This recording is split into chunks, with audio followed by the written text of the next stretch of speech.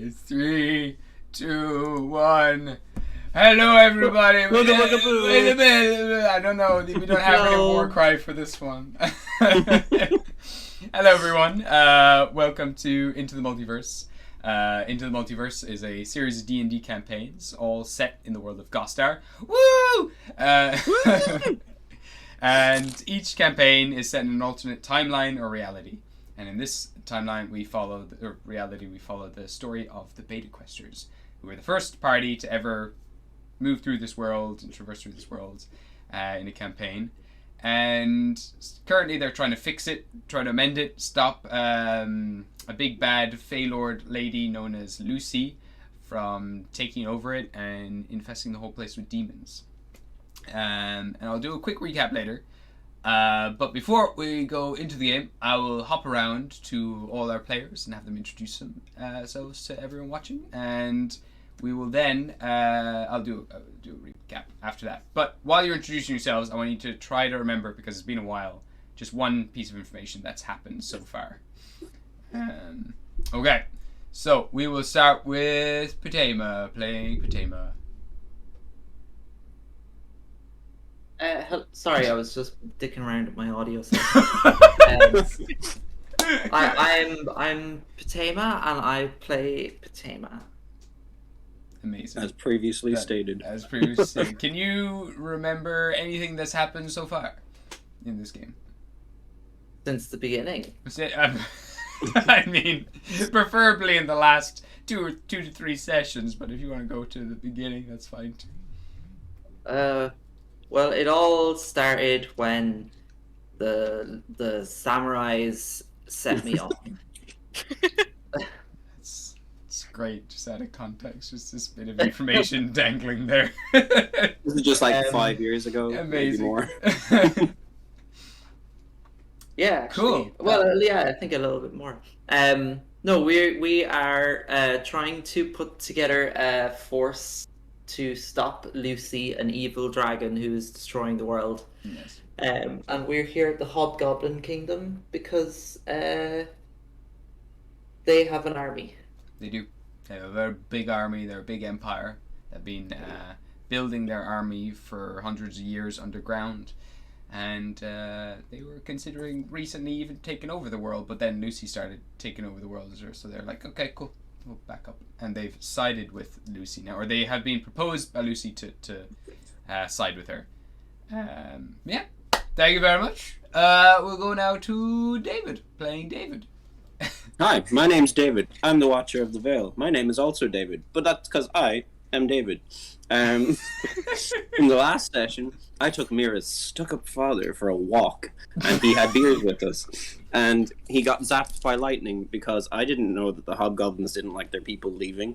They're terrible. He wasn't stuck up. The mum was. That's true. Well, so was he, but he was like a little looser. He was pretty chill. So Mira's dad is really Mira from the future or the past, depending on how you look at it. And it's just what Mira could have been, except Mira took a different path. It's almost like they're related. Admittedly, this is all conjecture, and yes, they are related. That part is not conjecture. That's yeah. You're just saying words because you can. Yeah, I'm excited. This is what happens when I'm excited. Oh, I'm a rabbit person, kind of. So you know, like I've got like 7 rabbit hearts, so that like makes me very excitable, both in real life and in D&D.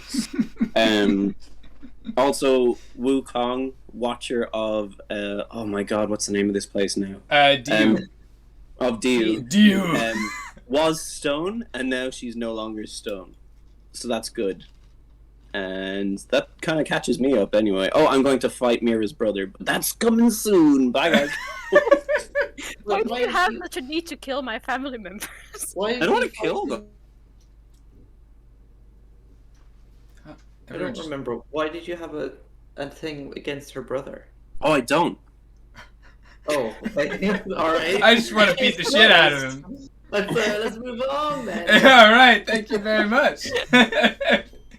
Fantastic. And you have a growth coming out of your back now that is sentient. Oh, and I have a growth called Me Too, and he looks like me, but he sounds like Gabriel. And yeah, he's growing out my back, but he's like he's pretty cool. But we want to find him a body. You're not even paying attention. You just sent me something on Instagram. That was ages ago. And then, What is going on? And you're invisible. oh yeah, and I'm presently invisible. I keep unmuting the mic between all of these addendum things. Yeah, I'm invisible. Amazing. I'm made of gold. Bye. Thank you. Okay, beautiful. Next up, we've got yourself, Rose, playing Mira.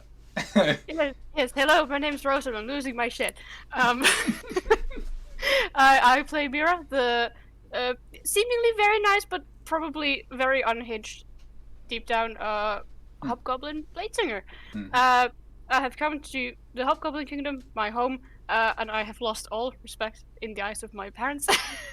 Yeah. And I am currently trying to, if not get the army, then at least not have my family executed or something like that. Yeah. So I am very, very nervous, but Mira she doesn't care. But I do. Yeah, they lost favor, didn't they? Yeah. If we fuck this up really badly, it's not gonna, no. So the what's the family, the Akaton? The Ekathon, yeah. So the way this thing works as well, it's kind of like tribes as opposed to family. The name that you have is the tribe that you're in, and that's the kind of rank you are within the government or the empire. But you can easily, if you are deemed unworthy of that rank or title, you can be ranked down to something else. So there is the potential that they will lose the privileges of their family name and will be moved to a different rank if this all goes badly. Your family though as well, genetically has been the Akathons like for quite a while. So yeah, it'd be quite a shame for them to lose that name after centuries or decades or generations of the family name belonging to you. But yeah, so there's a few little stakes with this. Mainly you want to try here to convince the court of Danhel, which is the Hobgoblin Empire, that they need to join this war against Lucy. They need to provide their army, send their army to fight against her, and to not accept her invitation to join her side. And they're kind of like being offered this position of neutrality, so that she won't take them over as long as they completely commit themselves to her and give their loyalty to her. So yeah, you're here. You had a nice night's rest, and you were then brought into the courtroom, surrounded now on these very high tables. They kind of just these big pillars of stone, which are the tables where all the court members sit on, maybe 2 to 3 meters above you. Is the first row, and it gets higher and higher as it goes back. At the very back of the room, on the left and the right hand side, up on very large high podiums, are the Seekers, who observe every single motion. They observe your breathing, your whole demeanor, the way you talk, everything, to ensure that you are not lying and that you're not going to be casting magic or anything shady during the court session. You also have the Empress. The Empress's title is the Uktagur, and she is up on the main seat, looking down at you, about 12 feet, maybe a bit higher, up from you in her chair, looking down a desk in front of her with all her own notes that you can't see currently, and her advisors to the left and right of her. Also, as you make your way in, you stand on a podium which starts to elevate slightly to bring you up to a lower stone table, and then at the very bottom, with a spotlight coming down on her, is Wukong, the daughter of Lucy, who you managed to unpetrify, and now brought to she's been brought to the court to also explain to them her thoughts on Lucy and what she's potentially up to and why they probably shouldn't trust her. You're hoping that she will now plead your case and help you with this case. Wukong has been chatting with Mira's dad as well about the situation, and he's now brought her along to help with this case and this situation. During this court session, you'll have to propose your arguments as to why they should join, or why they should fight against Lucy or turn her down, whatever you want. It's up to you, and depending on how successful this all goes, she might join.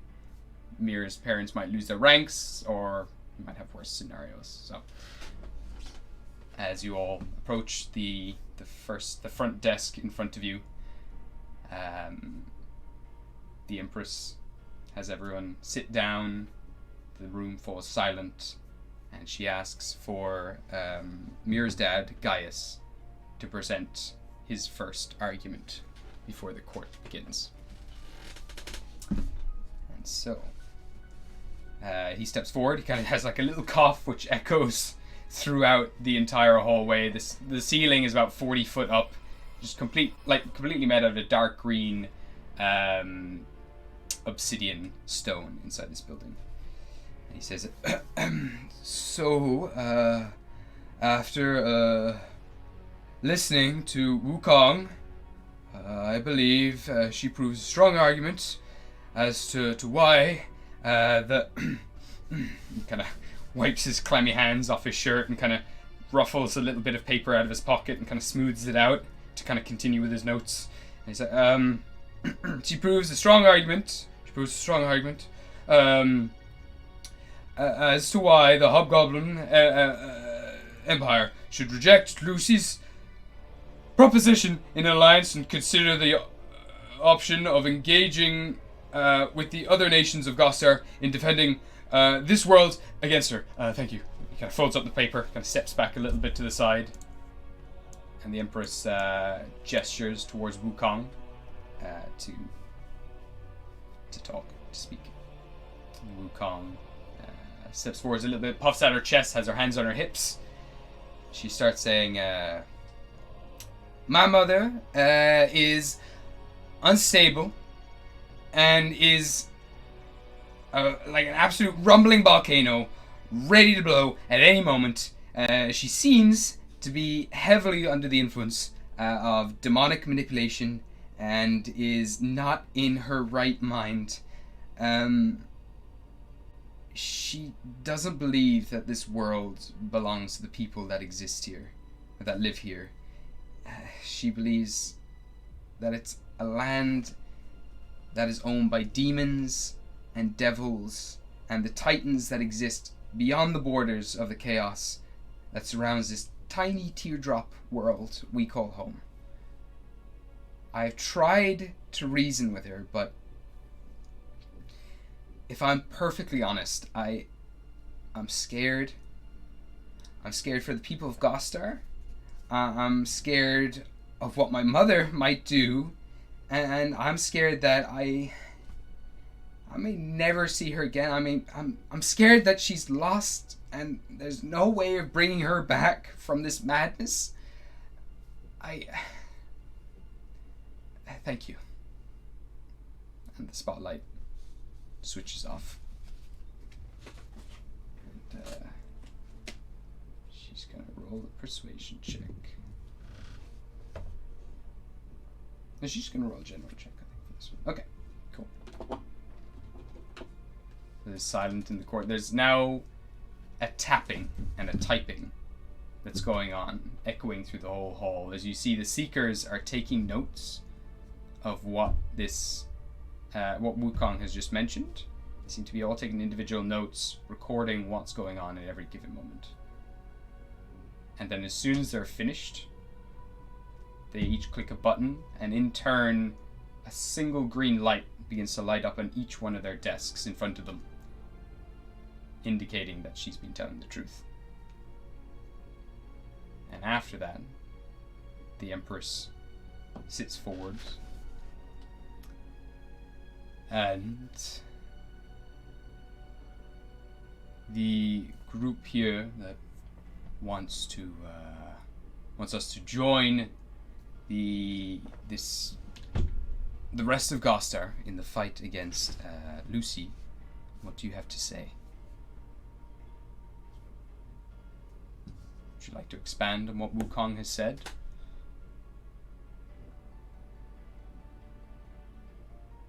Anyone at all? Mira kind of looks around, but since no one else is stepping up, she takes a step forward, and Your Highness, to expand on what Wukong just told you, we have had the displeasure of meeting Lucy once. She approached us not too long ago in hopes of making a deal as well. Which, to me, says she's scared. Why would she approach just individual people? Why would she offer us anything if she didn't feel like we had the power to stop her?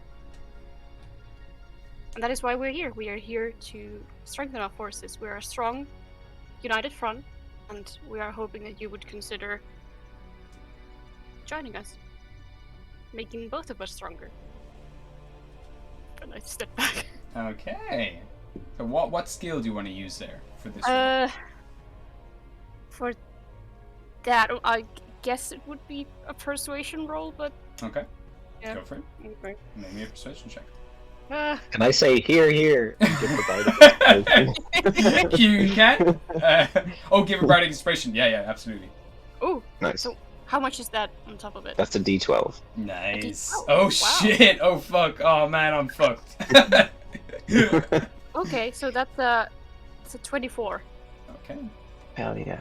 So all the seekers around you start to begin to type things out, and one by one, little green lights begin to light up in the courtroom, and you see the Empress start to kind of think about this and reposition herself, rolling her hands, and seems to be deep in thought. It's a good argument you have there. It's nice to see our potential enemy is scared. If we were to go up against her, I suppose it's at our advantage. People who are scared don't think properly. But still, her army is colossal in size. Do you have anything? Do you truly believe that we alone can take on hundreds of thousands of demons? I'll step forward. Okay. I'll move you there. Bloop, bloop, bloop. Okay, Your Highness, Your Majesty. The Phalors are known for deception. I wouldn't accept a truce with them. Every one of us here that has come before you has been deceived by at least one, if not several Phalords. Me, myself, I have been cursed because of a Phalord that I did my utmost to help. Without any prize, I might add. And Lucy is a very ambitious being. Metaphorically, and literally, she is gold. She's greed. She is just that personified. But, so, at the moment, she's very strong. But she only stands to grow stronger if we don't fight against her. There's nothing saying that she will later honor this agreement. And, presently, we do have a means of temporarily making her potentially very weak. That means will not always be present, and if we strike soon, we may be able to stop her. In future, it's only going to get harder and harder, and I don't know why she would exclude your empire when she intends on taking over all of Gostar and feeding as many as she can to demon armies, such as my own daughter, whose arm is most likely missing. And that is all I have to say, really. So as you're saying this as well, you see her eyes light up as soon as you say that you have a method of removing her, and she kind of pauses for a moment, looking down. She has quite a few arguments there. In terms of this curse, have you any proof of this, or what it does, or how it works? Is this something that she can give anyone? No, she can't just give it to anyone. It's through special means. The curse had 3 parts. I've removed, well, with help of a bath and friends, I've removed 2 of 3 parts of the curse. The third one makes me invulnerable. Not invulnerable. I can still get hurt, but anything that I feel, others feel 7 times over. So if you hurt me with a knife cut, you might get a considerably larger knife cut. So, sounds like an advantage, but it's really pretty torturous. People cannot touch me. I do not recommend trying to touch me, and I say that as I look around at the audience. There's a few kind of gasps and shocks around the place as well, as people are kind of starting to murmur as well, and she kind of eventually just slams down her fist, like, slams down her staff, kind of getting everyone to silence again. Is that a threat? Nope, far from it, and I'm sure your lie-detecting audience can tell that it is not a threat. It is just, do not touch me. Oh, I want to be touched. Trust me, I want to be touched. Oh, over. That's quite alright. That's enough. Thank you. Raises her head. Does that prove that it's not a threat? You see her, she kind of turns her attention to some of the Seekers who just give her a small nod. She continues. What check do you want to use for that? For the first half, at least, with the thing about the Feylords being, known for being mistrustful, and also for the curse mark. What do you want to roll for that? I'm going to say intimidation for the gravity of the situation. Okay, yeah, go for it. Cool. Not a threat, but I'm using intimidation. Well, it's like disadvantage on Oh, that? you do have disadvantage on intimidation checks. Oh, roll again. Holy shit, I forgot about that. Oh, both were at 24. Holy cow. Okay. Nice. He's a bard. She does kind That of, is she true. sits back. God, my freaking seat is so squeaky. I'm so self-conscious of this leather seat. She sits back. I haven't noticed it much, if that's any consolation. That is, yeah. I'm like, fuck, that is so loud. But she sits back and kind of takes this in again. Like, there is, like, a very obvious concern on her face. Looks around the courtroom, and again, there's some more whispers, and she says, thank you for that. I see. So there is this threat of her getting more powerful, you were saying. Obviously, yeah, we understand that she's opened up a gateway to bring more and more demons into this world. That is a good point. And if what Wukong mentions is, if it's true that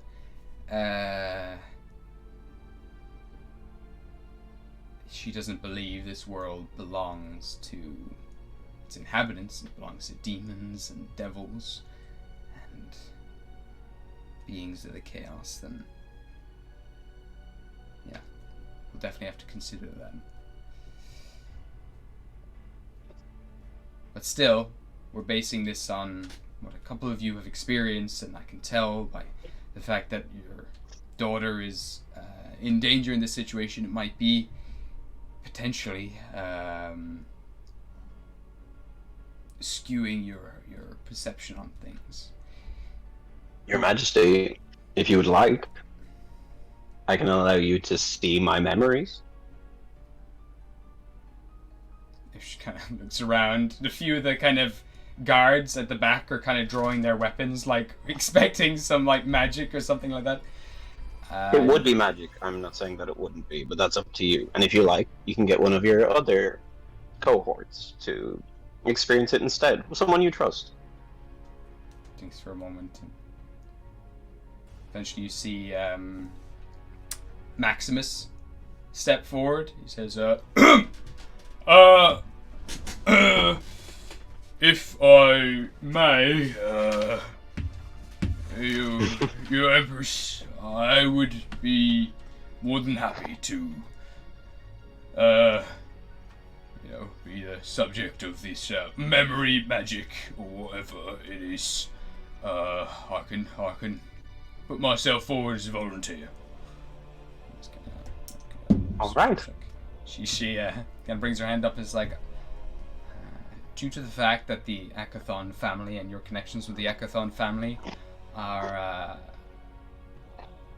their name is at stake here, I'd prefer a more neutral member of my court to take this. She says, agreeing, you can step forward. And one of the court members' seat lowers and the desk kind of lowers, and you then see these kind of black tiles start to shoot out and connect to your own desk, and one of these members steps forward. Okay, he doesn't want to go there. There we go. Steps forward onto your desk. And kind of goes down onto one knee. What do I need to do here? Just extend your palm to me. Kind of very shakingly brings his palm forward. Keep an open mind, and I'll like pull out like a chalk piece from my belt, and I'll start to like write the sigils that I need into his palm. Okay. And then really, I just say, as I always say to Fatima, could you hold this for a moment? You have to respond. Can you hold this for a moment? Oh, you're asking me, sorry. No. It's the guard, or whoever this person is. This faceless hobgoblin. Say it. Oh, me? Yes, sorry. Yes. Okay. Yeah. Sorry. And I just tap the palm of his hand with the sigil, and I get him to hold the spell. And then I open my awareness, and now I want you to focus at me. Okay. And just release that feeling of holding onto the spell. Right. Okay. He kind of grabs hold of your wrist, kind of closes his eyes, and releases. Cool. Okay. I'm gonna just roll for these seekers. Okay. So what happens now? What is the spell that he's casting? Detect thoughts, is it? Yeah, exactly. And I'm purposefully failing the saves. He's allowed in. Okay. I will just. And I'll like actively think of like, the fake Lucy coming through the portal, and all the horrors that fell through that, and him talking about my daughter, and then and Kane and other interactions that we've had with any of them, and any visions that we've seen. Okay. For this though, so I'll get you to roll a D100 as you are. Sure. Casting. Oh yeah. Oh baby. One moment.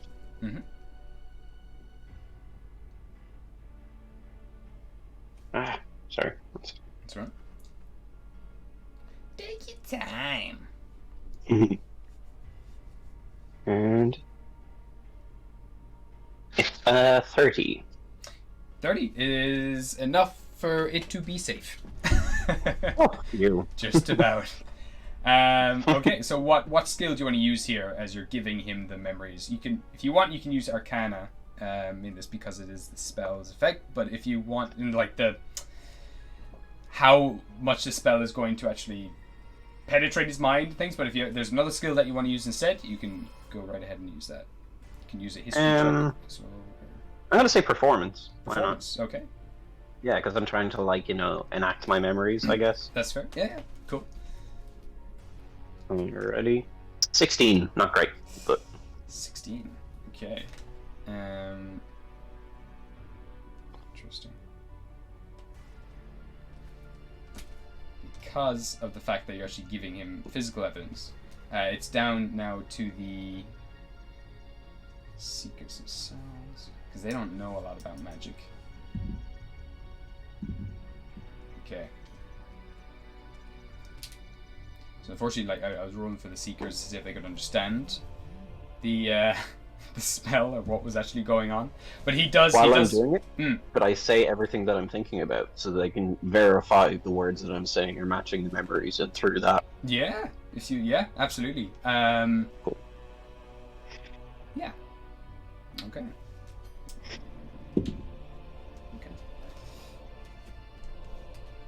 So, as his memories flood into his mind, eventually at the very last minute he has to pull away, breathing heavily, and turns to the Empress, saying, It's true. It's true. So true. God's what a life this man has lived.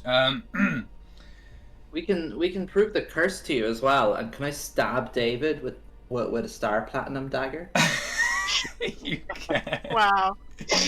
You can, yeah, make me an attack roll. Unless David wants to, like, is letting you stab him, but... I'll let her stab me. Okay, you can just roll for the damage then. Oh, okay. That's a +3 magical weapon, so you can roll d4 at your dex. Or strength.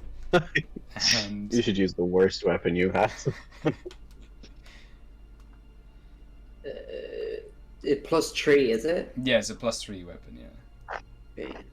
5.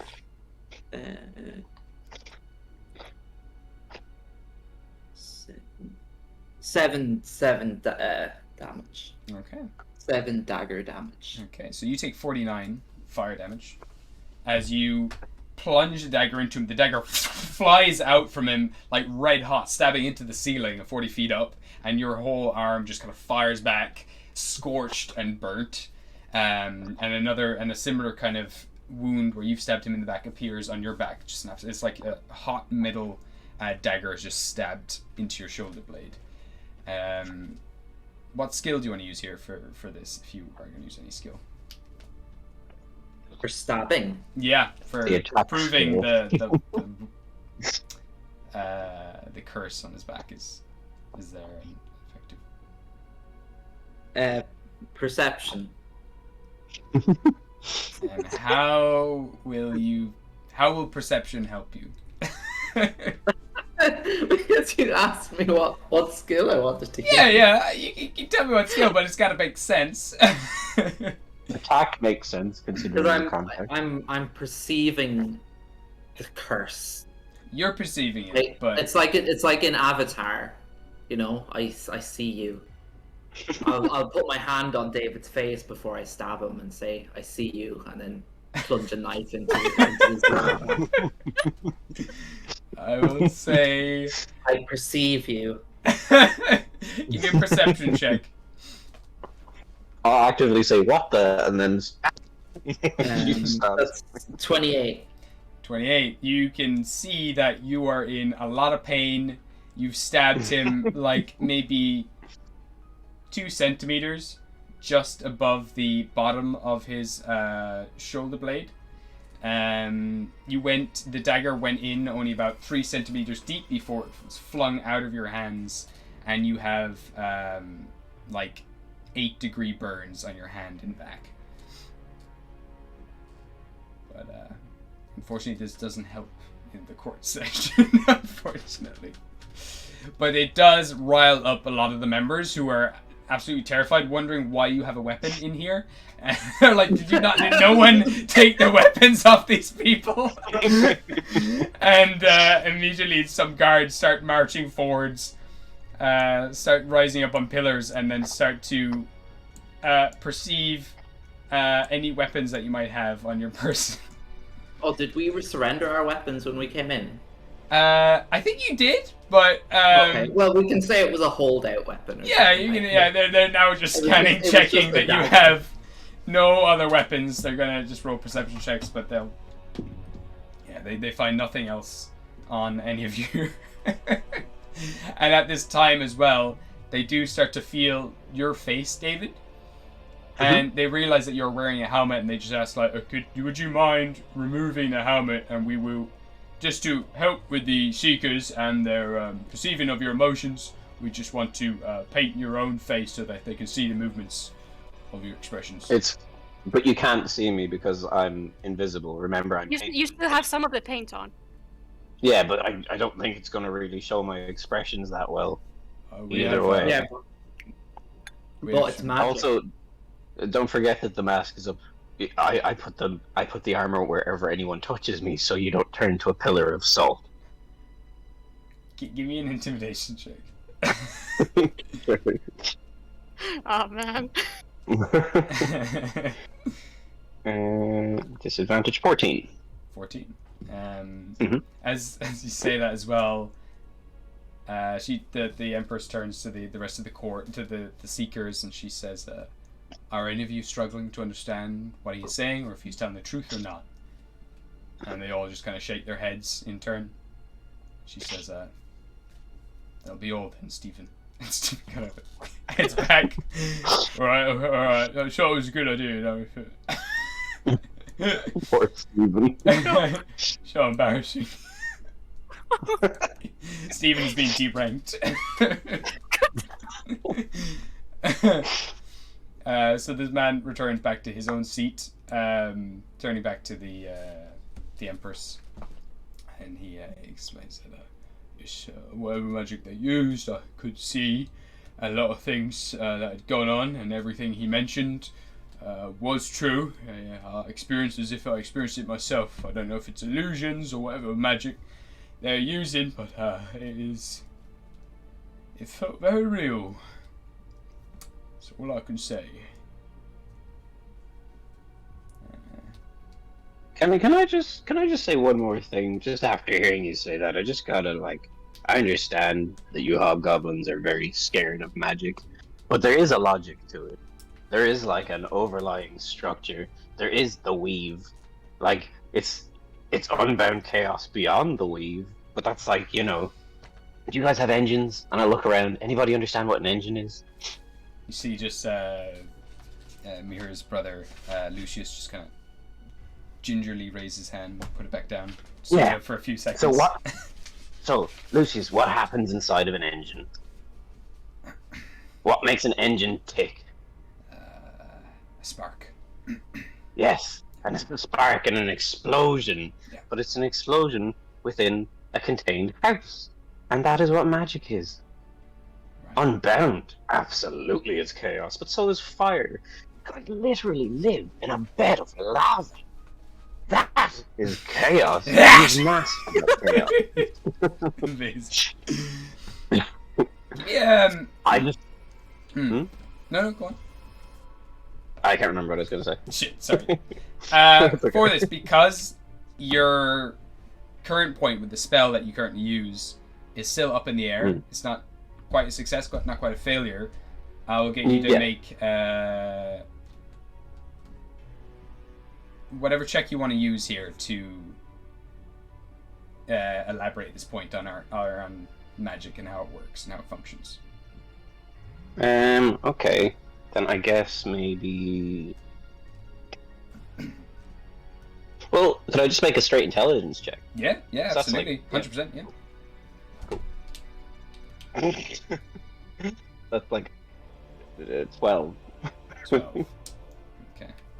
So, as... Can I read the room and see that it's not going that well? Yeah, no, a few people are concerned, and they're like, as soon as he's mentioning that magic is an explosion contained within a cage, they all start to look. There's very obvious concern on their face, and they start looking as well to him, nervously. He's looking down on the ground, am I gonna blow up? No one quite knows. I step up and what David is trying to say is that, like anything else in the world, magic has rules. And if you know the rules, you can bend it to your will, like anything else. And that is what we do. In front of you, I understand that growing up here, magic wasn't really recognized as a resource all that much. But I can assure you that in front of you, you had some of the most powerful magic users in the realm. We are behind stopping the terraforming of Lucy. And like David said, we have the tools and the power to do something similar again. But we need is strength in numbers. Snap, I couldn't have said it better myself. I'm practically inspired again. Okay. So if you want, you can either make a separate point here, or you can try to help David with the point that he just made. Do you want to roll again, David? Well, either you can roll the intelligence check again, or you can make a new point here. Can I make an Arcana check? You can. It'll be a separate point though if you're not going to use an intelligence check. Okay, well I'll just do intelligence then, Okay. I guess. Sure thing. Because I'm good at that. Don't forget your break inspiration. Clap, clap, Okay. clap. Okay. That's exactly what I meant, and I'll clap her on the back.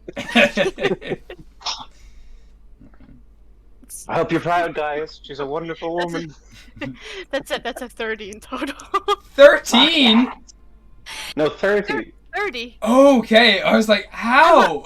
I'm a wizard and I have bardic inspiration. Yeah, I was like, how did you get 13? 30. Yeah, no. Okay, cool. Perfect. There's more kind of muttering in the room, and you start to hear as well, David, especially with your ears, even though the whispers are low, you can hear them all saying, like, confirming with each other that, yeah, this is definitely the crowd that stopped the terraforming. There was rumors that they were seen at the border of the Vale as well, shutting down some of these cubes, and yeah, they do recognize that you are the group that did stop that, and you have the potential to do that. Future Patema, especially. It's future, yeah, exactly. And so, with that, the Empress steps forward and asks, so if you are as powerful as they say, what will stop you from being corrupted by the same evil and demonic influence that is corrupting Lucy as of right now? How can we know that you're going to be on our side right to the end? Mira, you've had a reputation of betraying your parents, not listening to them, not replying to them, and essentially ghosting your entire empire after being sent on a mission to gather information on the arcane and bring it back to your empire. How can we trust you and your friends? Kind of speechless for a moment. It's like, I hadn't thought this far. Queen is throwing shade at Mira. Yeah. Like, wow, thanks. She's the easy target. It's gonna... Well, Your Highness, I recognize my shortcomings for the Empire in the past, and it is true. I have failed in my task previously, but I've never forgotten the home that I have. I've always had the best interests of the Empire in mind, and that's why we are here. Not only for our benefit, but for yours as well. And I understand that it might be hard to trust me after the past 10 years. But this is and will always continue to be my kingdom as well. And I want nothing but the best for you.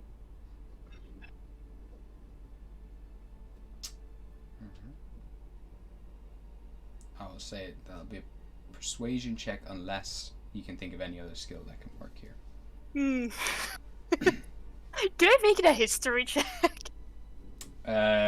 In what way? I'm talking about like the...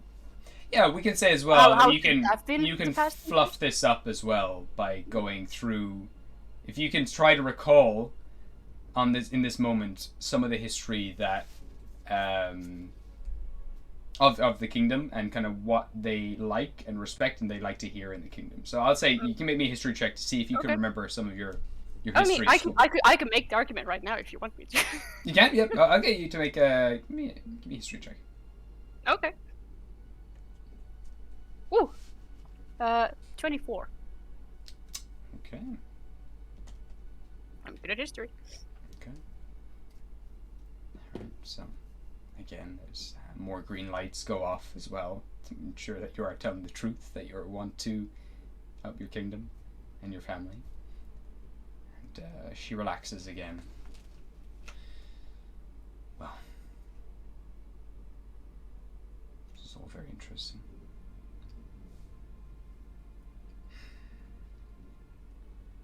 And have any other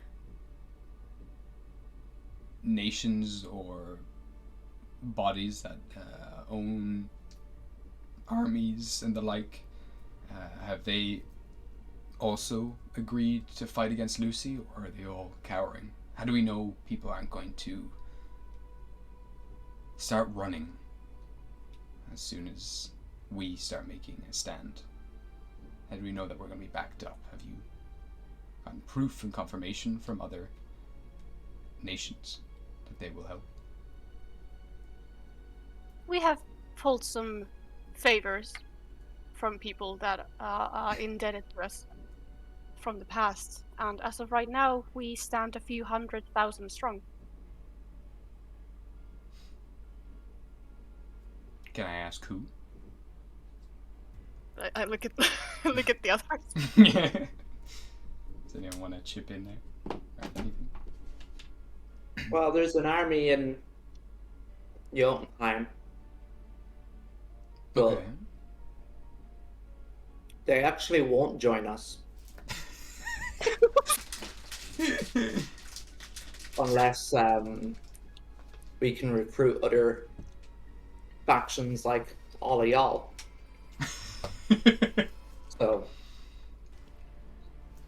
So you there's have kind of a lot hanging on the balance there.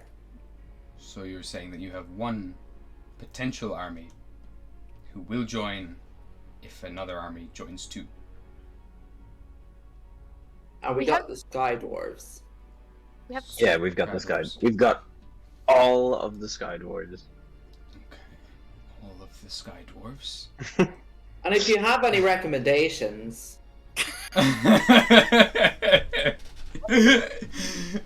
we're all ears.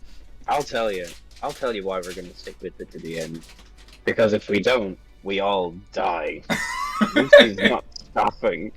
Like, why are we going to, not betray you? Because, to betray you means the end of the world. Nobody benefits. We have mutual interest here. Most people, most creatures want to live. Most of them. All right, I'll get two of you to choose what roles you want to use here. Or one person can make a roll with advantage. Yeah. I just want to say, we do have an army of undead. Who have no shit, yeah. The whole courtroom just goes silent. Oh, yeah, I stripped that from my memory. They are already both died. They have no free will. They have no reason to run. They are loyal to the people who control them, and they are here to fight for us. They're a very good army. She's kind of dazed for a second. You can see very clearly on her face that she's very torn. There is both shock and horror there, but also kind of oh shit, okay, that's kind of cool. So whatever role you want to make here collectively, you can. One person can make a single roll with advantage, or two of you can roll two separate checks on two different skills if you like. On something here. I'd like to dance my point. I'm going to do acrobatics. I'm going to be like, people want to live, and I'm going to just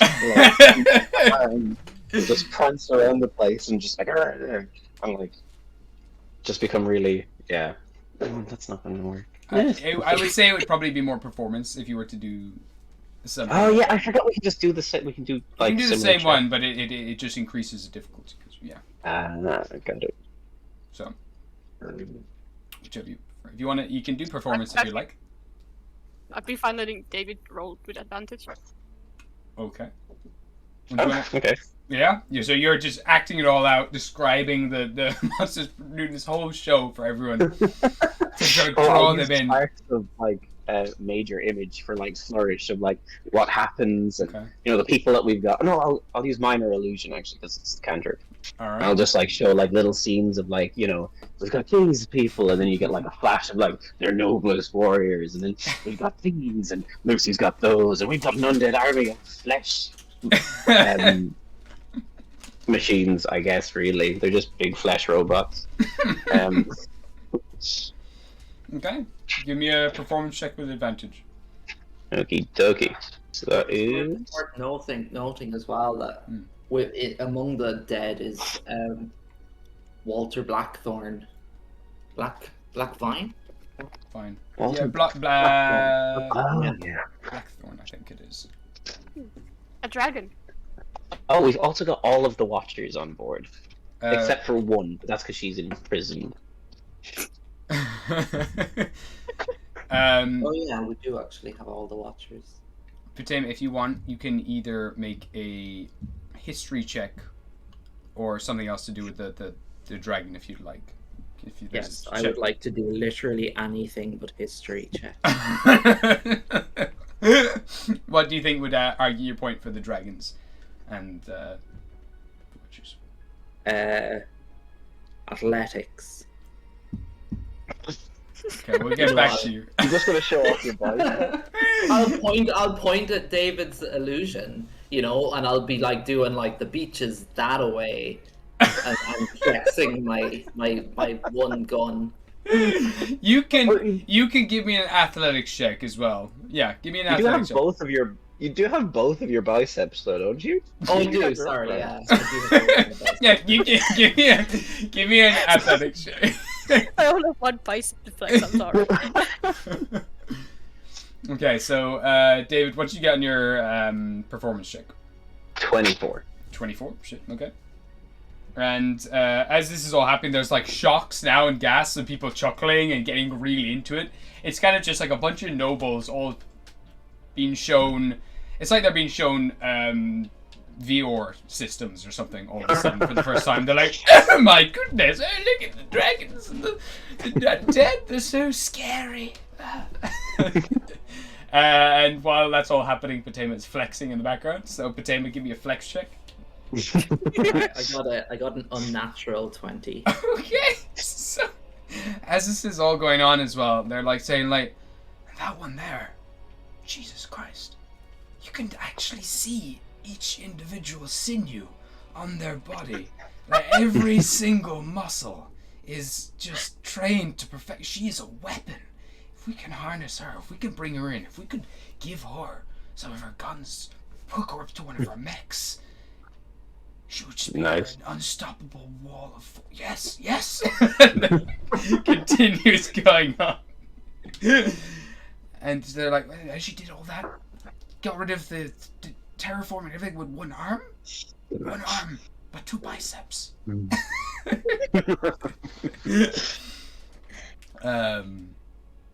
As talking and everything continues, eventually the Empress kind of calms everyone down, raising her hand. Okay, you've given us a lot to think about here, proven a lot of good points.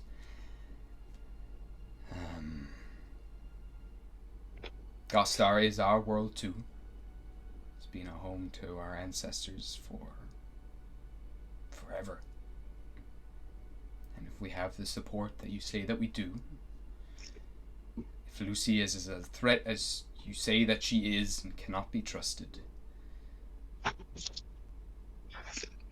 think we would be inclined to join. But I need to ask you one last thing. Are all of you willing to risk your lives, like we are, going out to face Lucy?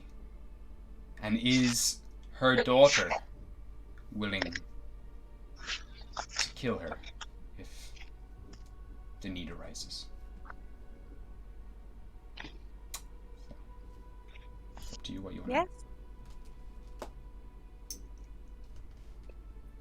I'm gonna put a unicorn statue on the figurine on the table, and a ruby cookie sigil.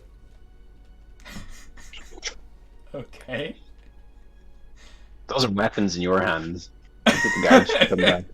And the courtroom, as there's kind of tears in Wukong's eyes as she's about to say what she needs to say, everyone just hears the clicking of the gem being placed on the table and the unicorn. Everyone just starts to turn towards you, wondering what you're going to do next. If this is like a magic trick or anything else, they just watch and wait. I'll just watch them back. They continue watching. One of them, like, you see one of the kind of court members turn to the other one about to say someone. They kind of slap him on the lap and they kind of snap back to you and stay quiet, watching you, waiting. I'll continue with watching. This goes on for about 2 to 3 minutes. Eventually the Empress is like, well, are you willing to risk your lives? Wukong kind of cries and she says, I will be willing to end my mother's life if needs be. Yes.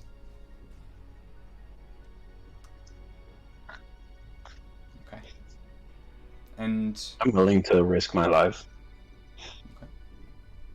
But I would like if we can resolve this somehow peacefully. I'm just not imagining that that will necessarily happen.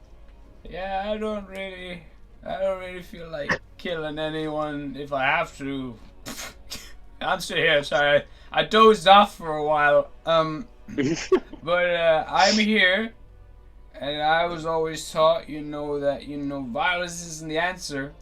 But if we can be like, oh, really scary, like Patame over here, he kind of like slaps Patame on the shoulder, and he kind of hurts his hand, Gabriel, as he kind of hits your muscle, like it's just rock hard. He's like, oh fuck, okay.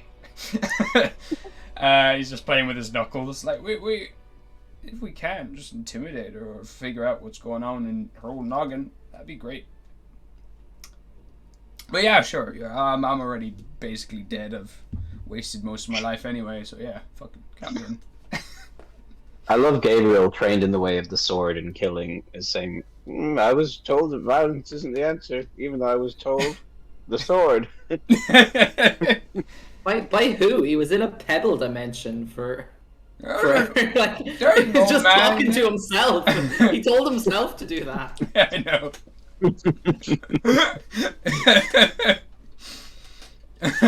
And not a single So seeker can get a. senile. Not a single seeker can get a read on him.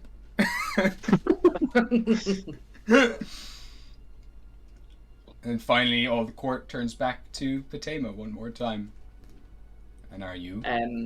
She's because I've got Lugapan on me there. Can I just say, like, I'm letting them kind of weave in and out between my fingers like those little worms on a string.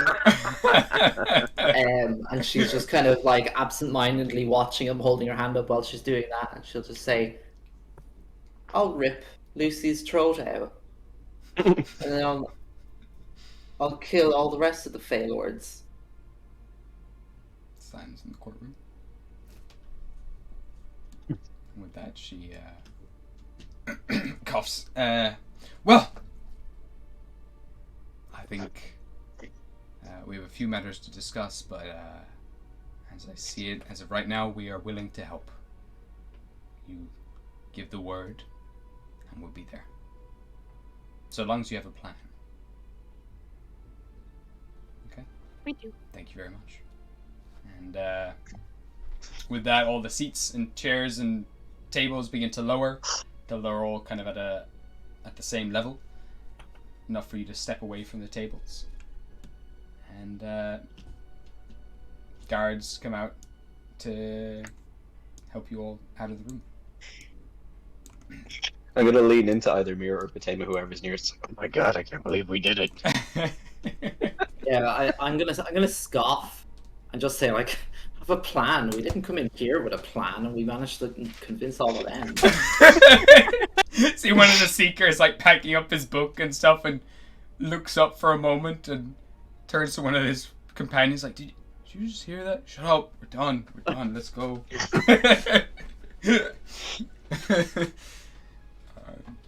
They start helping you out of the Hobgoblin Kingdom. And as soon as you, unless there's anything else you want to do, as you're starting to get on this boat, I don't know. Yeah, David probably wants to try and steal all their technology. Well, yes. No, I'm just going to talk to Lucius about mechs, and I'm going to ask him to let me use a mech. That's all. Alright, so you're all hopping aboard. Lucius is the little one, right? Yeah, he is. Alright, let's see if I can grab all of you. Yeah, look at that. Lugapan! No! No, Lugapan! My buddy! He's got wigs, he's fine. Whee! A plume of lava shoots up. No.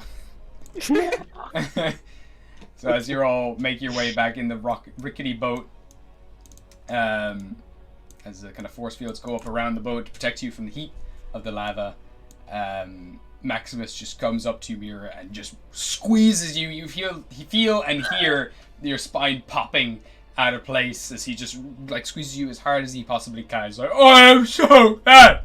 You're all right. I did not believe for a second You're gonna succeed. I appreciate his honesty. Thank you for the for believing me. Oh, so good. Oh, thank God. Oh, Mom and Dad are gonna keep the names, and yeah, because I really thought, like, you got me for a second when you said, like, that you believed in the kingdom and everything. Because I really thought, you know, after those 10 years, I thought you were like, fuck all my family, right? Oh, Right. it's good to hear you're still, you know, into the Empire, looking out for your own.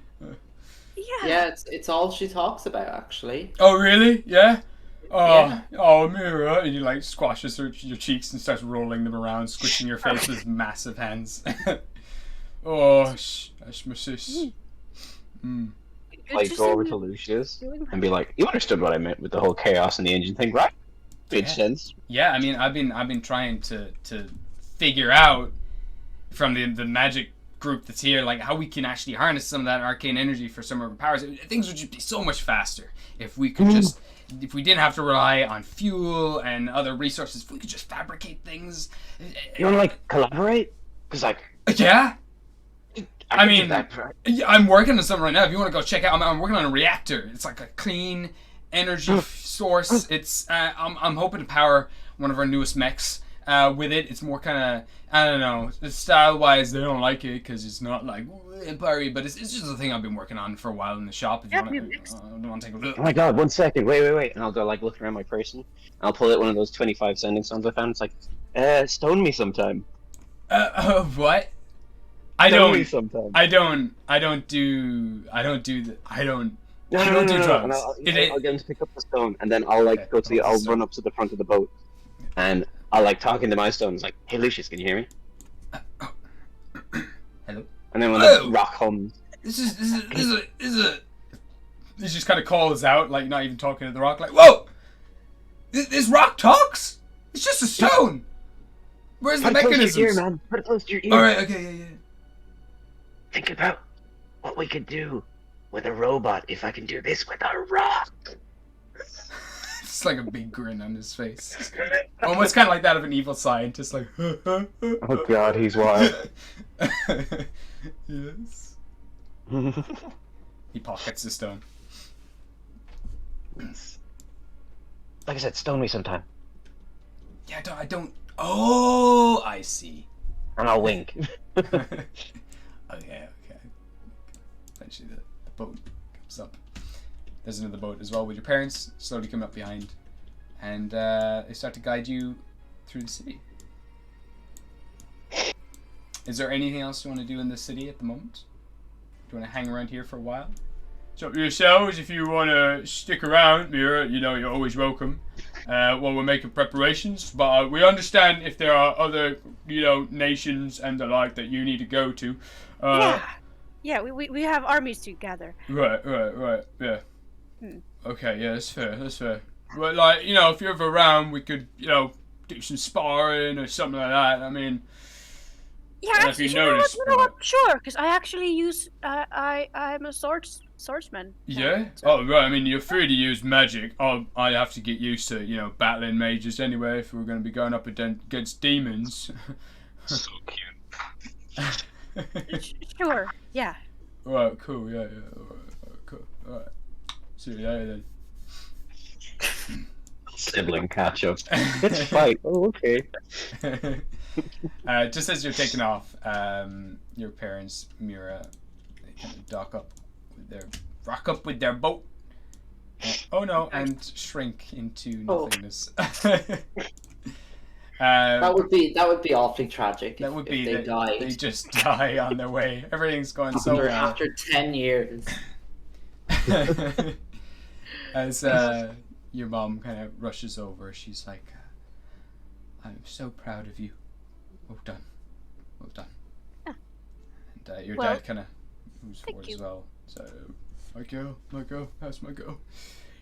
Anyway, the Empress wanted to give you this. And he hands you a scroll sealed with sigil of the Empress on it. If you need proof, proven to any of the other nations, if they doubt that we're joining, you can just show them this. This is proof that we will be fighting against Lucy. Do Oh, everything that's we very can. handy. Thank you. Can I run in front of Patema for a second? Yeah. I'll get on my knees and I'll clasp my hands like, please, please, please, please, please, can we go look at the mechs? Please, I don't want to run. Oh, please. You see Lugapan as well kind of flutter over and as well goes on his knees and just like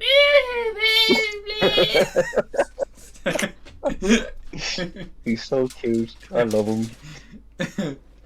Yeah, but we can, but it might take a while, and Mira might get kind of hungry.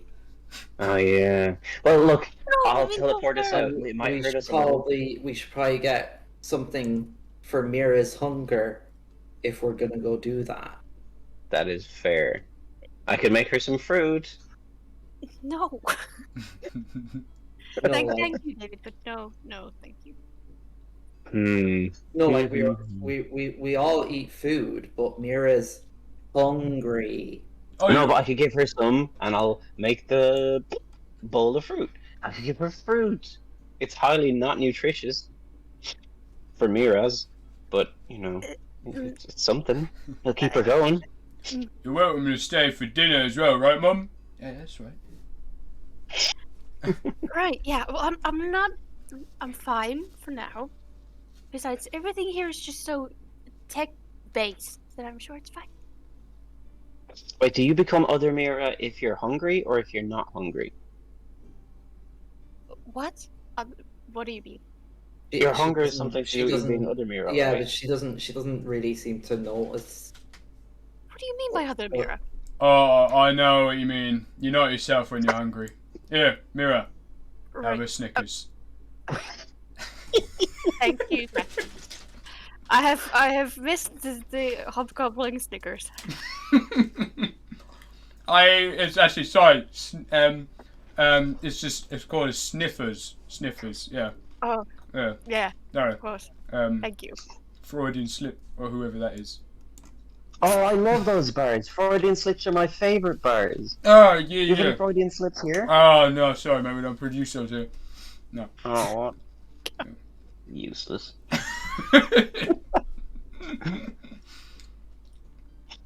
Might be a Right. little fun So to we're do staying that. for dinner, are we, before we go? Oh, I Before we think go on so. our- Oh, no, I'm sorry.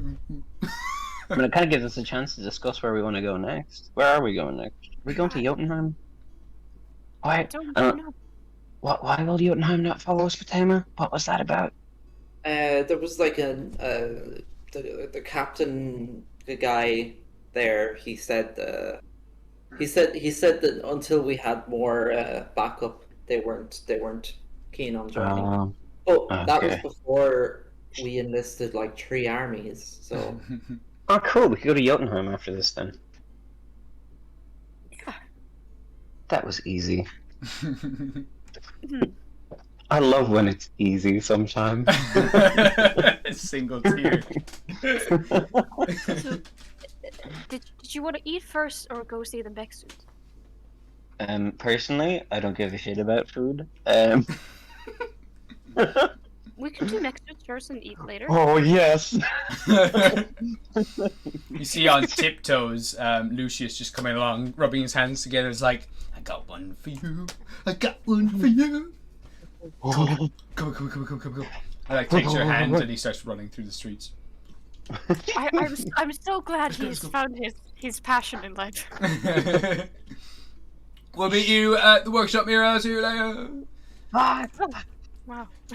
And it takes you like through the streets, zigzagging between them all. Eventually, takes you to like a kind of a warehouse door that he kind of lifts up and kind of starts revolving backwards on its own kind of mechanism, and eventually brings you into a very large warehouse where you now see dozens of these large obsidian, like black mech suits. Basically, they have no kind of head or anything. You kind of just sit into the front of them. And they seem to have a bunch of kind of things that you seem to be able to grip to move the hands. There also seems to be straps that go over your feet that allow you to move the legs.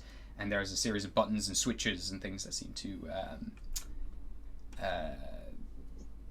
do other functions with the mech suits. Each one of them has a large drill on one of the hands, and so right. So don't pay attention to these. These are just for mining, but and I work on them like it's one of my jobs. But this one at the very end, and he kind of goes to the end of the room, and there's a large canvas thrown over a much smaller sized object, maybe about 8 foot tall. And eventually he pulls it down, and you see this very sleek black metallic, all matte and covered in kind of strips of yellow all around it. He seems to have enjoyed working on the paint job on this thing. Very sleek kind of humanoid figure made out of metal.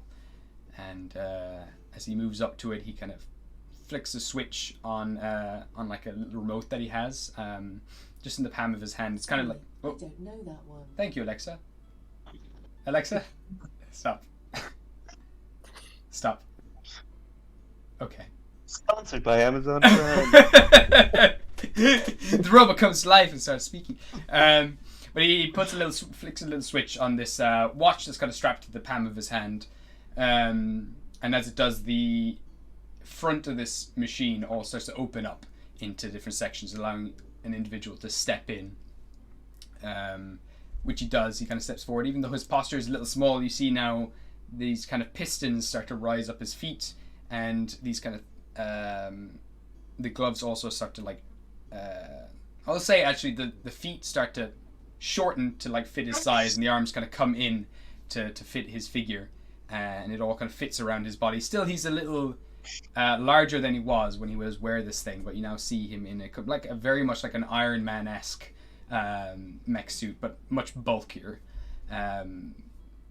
The visor lights up, and he's now stands about. He was about maybe 5 foot tall. He's now about 6.5 foot tall inside this suit. It's like, what do you think? Walk around in 360 like, oh.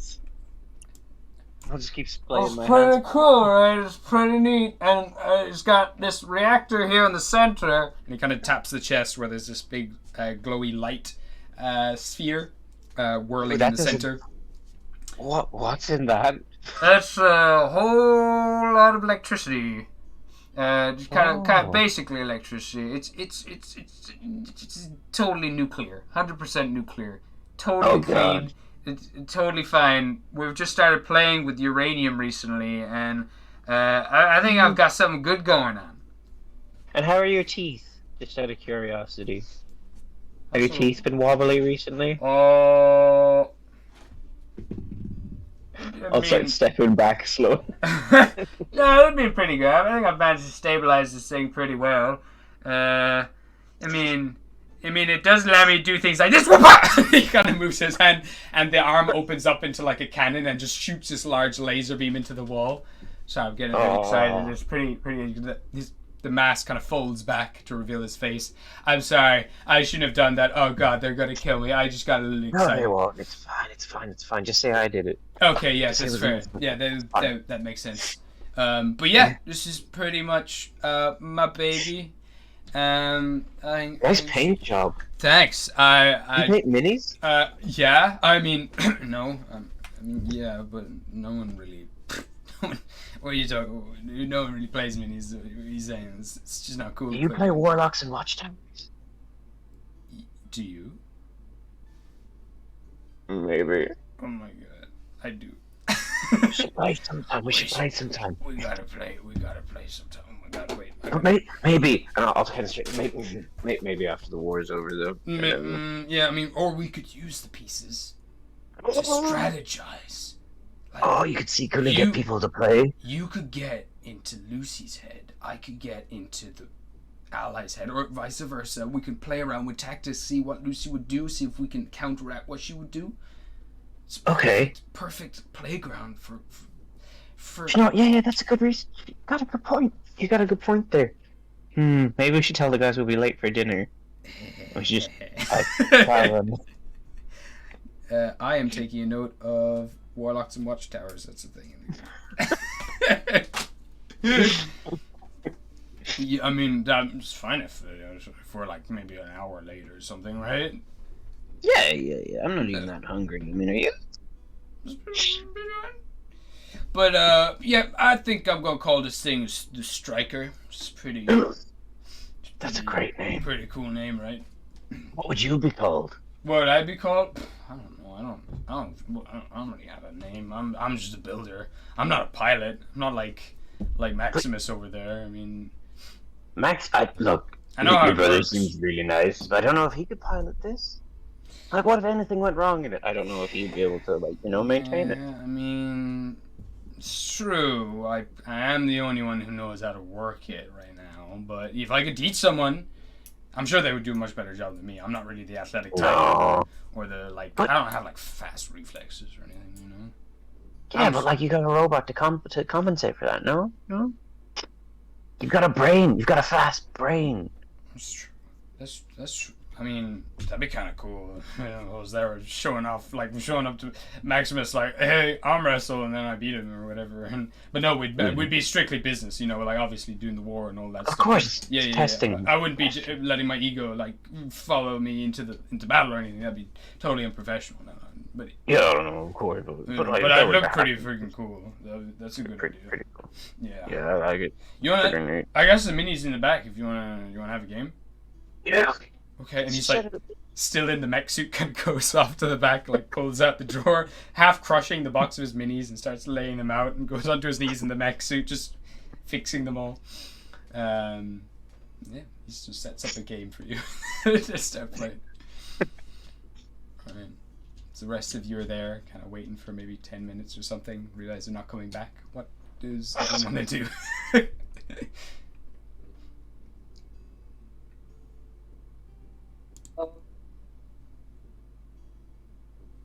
I guess we'll go for dinner.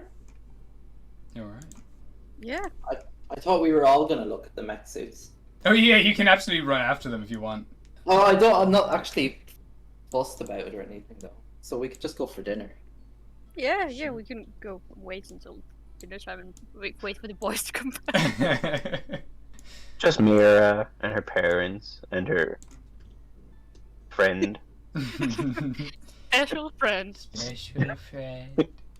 Special friend. And our senile uncle. Hello. I am just here. Always watching. Always watching. Alright. Hello, Japan. Okay, so you head down for dinner. Don't know if you want to role play the dinner out, but yeah. David, will I get you make an intelligence check for me? Okie dokie.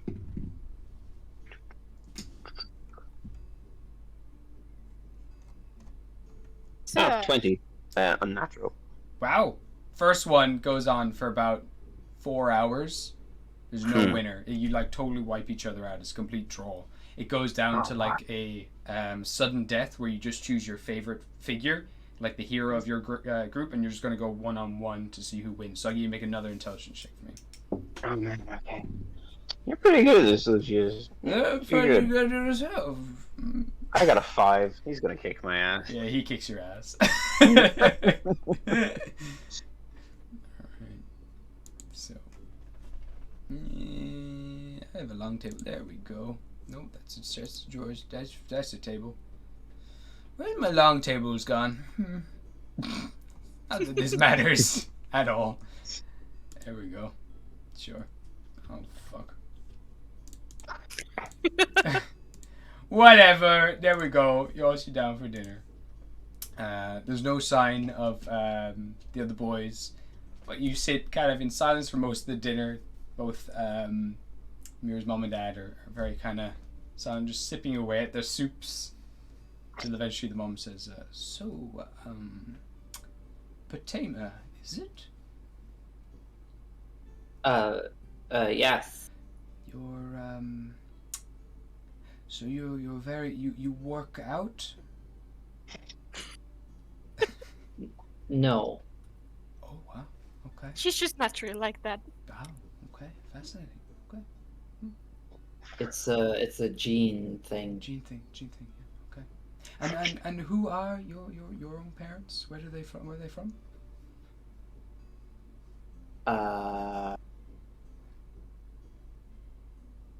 that's complicated. Oh, sure, you're absolutely right. No, sorry, excuse me. How's the soup? Yeah, it's good. It's good soup. Sit silent for a while. That's it. Yeah. How do you like the city? It's a little different from topside, but Yeah, it's pretty strange. It's pretty hot down here. I mean, I'm not gonna lie. Oh, sorry, you're not talking to me. it's okay. I look at Fatima. Yeah, it's interesting to see where you came from. Yeah. I suppose.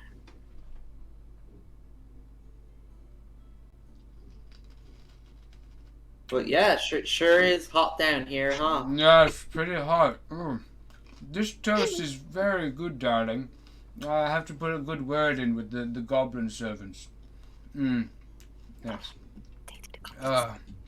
Yeah. Michael is an absolute genius in the kitchen. Did you know that above ground goblins actually speak? Like common.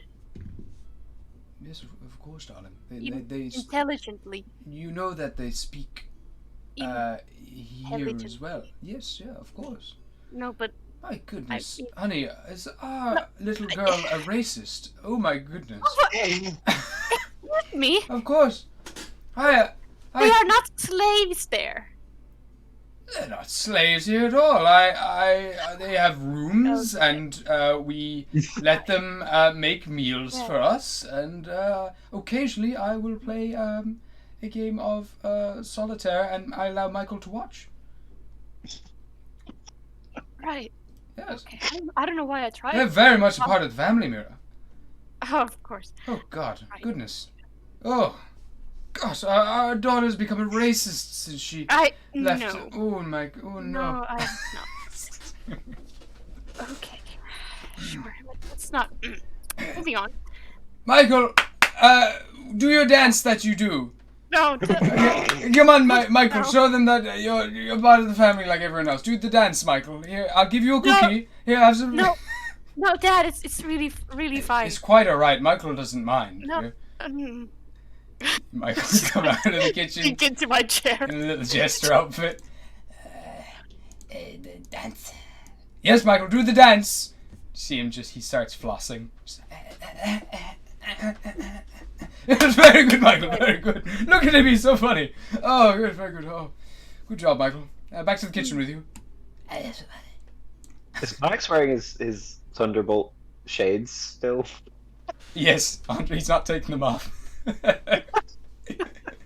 Occasionally, I love that horrible little racist. I don't know why I brought it up. Dear me, Mira. Oh, so funny. I love Michael. Yeah, that's pretty good. Like, we can bring him back to do it again if you like. No. Michael kind of comes around the corner like a little timid. Like my granddad. Yes, sir, master. It's Michael. I would like you to do the dance that you do, but for Patemo over here, if you could just step on the table, Michael. No. Oh God. But wash your feet in the basin. He's like, yes, okay. And he washes his feet and kind of hops up on the table. I do the dance. I will never bring this up to her again. Oh, he's so good at that. Oh. You keep going, Michael. Keep going until dinner's finished. Can he go all for all of dinner? No, of course. Fatima. You see Michael starting to have a smile on his face as he's getting the laugh from you. And he starts to do something a little different, kind of try to do something funny as well. It's like, no, Michael, the dance. No, we don't get you to do your own jokes. You do the dance. That's the one that you do. You don't do anything else. He's like, oh yes, goes back to flossing. Good job, Michael. Can I give Michael like a fistful of gold coins? Just give it to him, and he stops dancing for a second, like looks at the gold, and looks back at Mira's dad, and looks at the gold again. Michael, I don't pay you to stop dancing. And he just continues dancing, looking at the gold the whole time. You can have that if you want, though, Michael. Afterwards, we can smelt it down and make a nice collar for you. Yeah. Oh, God. Sorry. Anyway, he continues dancing until he's very tired. Hey, rest. Mother, father, I'm very glad to see that my brothers are doing well. Oh, yes. Maximus is general now, doing fantastic work for him, yes. He's accumulated, I think, about, was it 20-odd goblins, dear? Right, of course. My goodness, yeah. Absolutely. Fantastic job. And Lucius has been working his ass off, excuse my language, for quite some time. He's always in the warehouse, very busy, working on mechs and the like. And cut back to David and him playing a second round of Warlocks and and War Towers. Yeah, they're doing great. They're doing fantastic, rising up in the ranks. He's the head of production now, and the latest mechs and mining suits. Yeah. That makes sense. I'm so glad that the both of them are doing something they enjoy doing. Yeah. They were very lucky to get into the houses they wanted to get into. Yes, and we will set you right up as soon as this all blows over. We'll be able to retire with your mother, and you can take our place. In terms of, I'm joking, of course. We're going to. I didn't even mean to drop it like. No, Mira. It's up to you what you want to do after all this. I mean, your mother has been distraught for quite some time, but not to make you feel bad or anything like that. But it's been interesting how we've been adjusting. Without you here, we have been looking into other members of the Empire who might be able to fill the roles after we're finished. We understand that you have a greater calling beyond here, and since your friend David took me out, I realize there is a lot more than just this kingdom, and thank you for showing us that and the rest of your empire here. We're not the center of the universe. Right. Well, thank you. And I love that he's standing on the table when he's saying. I know. Get your ass back there. I'm sure you will find someone very qualified for the position. There's plenty of very smart people down here. We couldn't even get Michael to do it. Oh my goodness! Imagine Michael in the role. Oh, put a little suit on him. He's quite intelligent, though. Right. Yeah. Often helps me out with solitaire. Yeah. I'd be more than willing to help out with the magic department of the city. I have to say, you're doing very basic level magic, like first year type of stuff down here. With that, it breaks my heart. It's you could do so much more. You see, your mother gonna drop her spoon into the soup, and she just kind of looks at you. Do you mean that, Mira?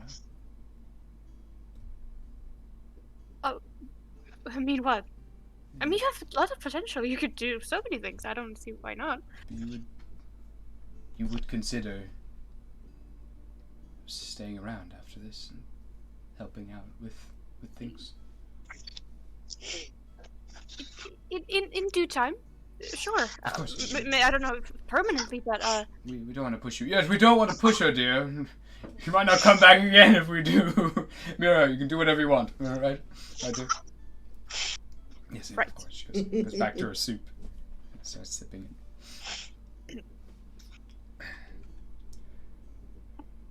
So, one more dance before we retire for bed, or?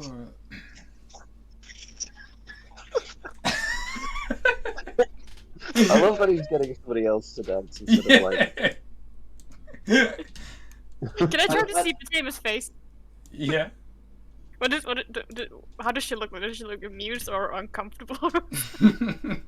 Oh no, she was enjoying the dancing goblin. That's why she gave him a tip. That's fair. Okay. I like to think as well he wasn't standing on the table. He was sitting, but his legs were up on the table, but not like comfortably off to the side. He was just like spread eagle, like Geralt in the bat. Just after dinner, he just sat back and put both legs like either side of the table, to, like relax. Yeah. I was gonna say. And she, as you're making your way, David, from the workshop with Lucius, you also are met with a goblin in jester costume who's carrying a tray. Kind of just waits for you to make your way in before he comes in behind you and starts collecting plates from the soup and everything. The bowl. Oh, did we miss dinner? Oh, I'm so sorry. We were doing really important. That's right. Michael doesn't mind making some more soup. Michael, more soup. You have about 10 minutes. Michael, like. No, Michael, it's okay. Michael.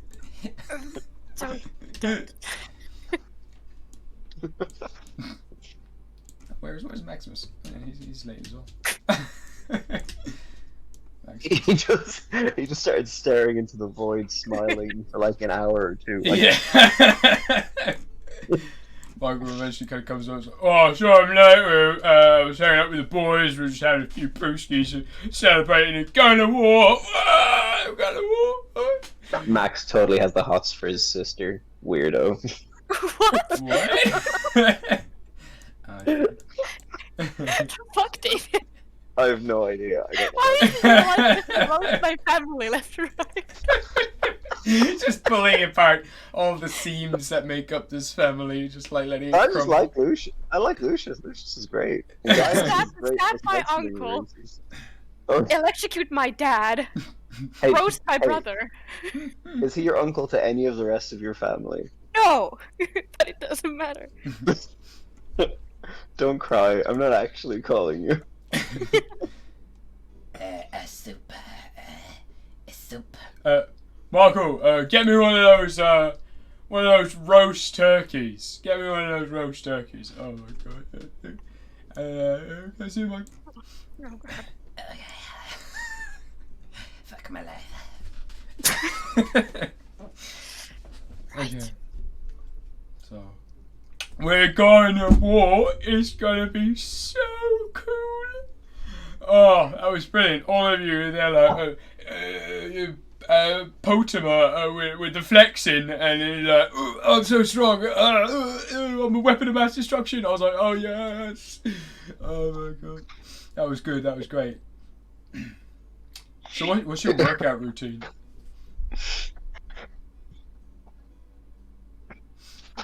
Yeah, fair. Chima, I think he's hitting on your sister. I mean... Fine. I'm just gonna drink my soup and shut up. What?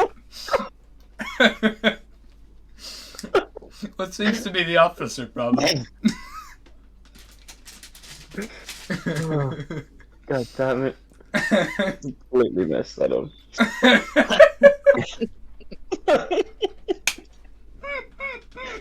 What a dumbass. Oh my god. So nice to be back. It is. Alright. So is there anything else that you want to do for the night? You've had your soup, you have your meals. Maximus has his roast turkey. Michael continues doing a little dance in the corner. I love how soothingly you said that Michael has his roast. No, sorry, Max has his roast turkey. You said it like so beautifully, softly, like a bedtime story. Like, And you're- Maximus had his and that's a roast happy turkey. ending. Yeah. I think.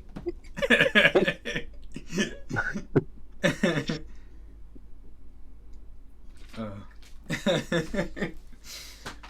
now you can retire for bed for the night. Yeah. Unless there's anything else you want to do. I didn't want to embarrass Lucius, Mhm. so I want to go to the warehouse and try on his mech suit while he's not there, because I don't want him to feel bad if I'm in any way good at it, and he's like, Okay, that's fair.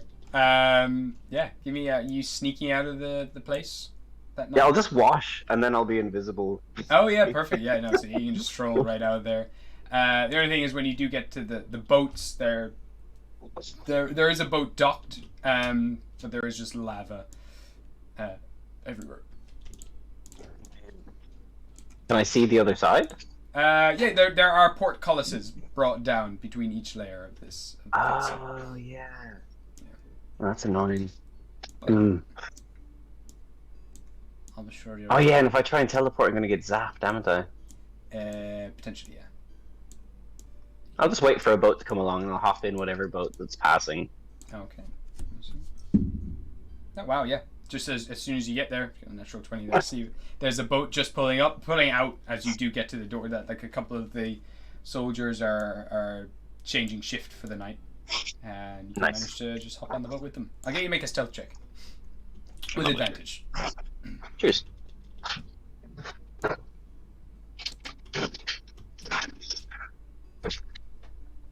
That's a 30. Yeah. No sign. You hop off the boat. You make your way through the city. Eventually get to the warehouse, which is currently locked. But there is a massive hole at the side of the building still that needs to be repaired. Which you can slip through, and you can make your way to the mech suit itself. So there was a switch that Lucius had to turn it on. Oh, yeah. Oh. I know what I'll try and do. I'm going to try and hop in it. Okay. And then I'm going to, like, Currently- try and form my... Huh? Oh, it's It's currently tiny, closed isn't up. It's gone back to its regular size, so it's about just over 6 foot tall. Okay. But it is all closed up. The armor itself is closed up. He had a switch that opened it up that allowed him to step in. Okay. I'm going to get my armor to come off me, and I'm going to try and form it around that, and then I'm going to try and zap through that with, like, shocking grasp. Okay. I will. So I'm going to, like, try and get it to go into the crevices and stuff and see if it can connect with, like, the circuitry or whatever it has. I'll get you to make an intelligence check. Nice.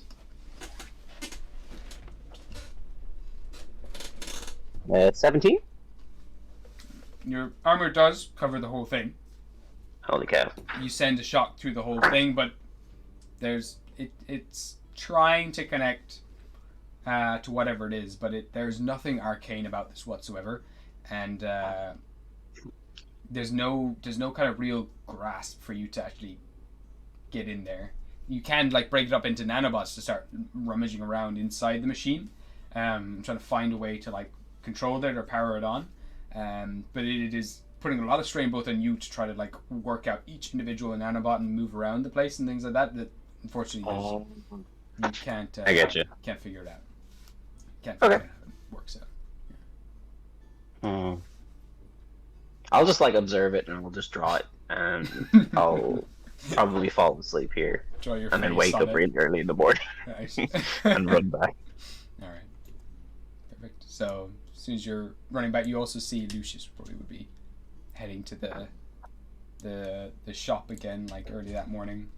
Probably doesn't see you at all because you're totally invisible, but kind of makes his way to the mech, kind of looks at it, sighs. It's like, yeah, I could be the guy in the suit. I could be the guy in the suit. Yeah. He's there polishing, goes to polish it up. Okay, so head back. I'm going to try, if he says that out loud, I'm going to try and whisper it right after he says it like an echo and barnacle inspire him for the next thing he does today. Nice. Give me a stealth check. Sure. 40! Natural 20. Fuck! 40! He rolled. Holy shit, that is my best ever roll ever. He rolled a natural 19 plus 8. So yeah, 40, absolutely. He's just like, God. And you head off. Holy shit, that's the best roll I've ever done, ever. He is going to become Iron Man, 100%. Okay. Yeah, so you'll, that morning, can meet back up in the hallway. Say your goodbyes, make plans for heading wherever you want to head. If that's what you want to do. Your parents meet you along the way, along with Michael.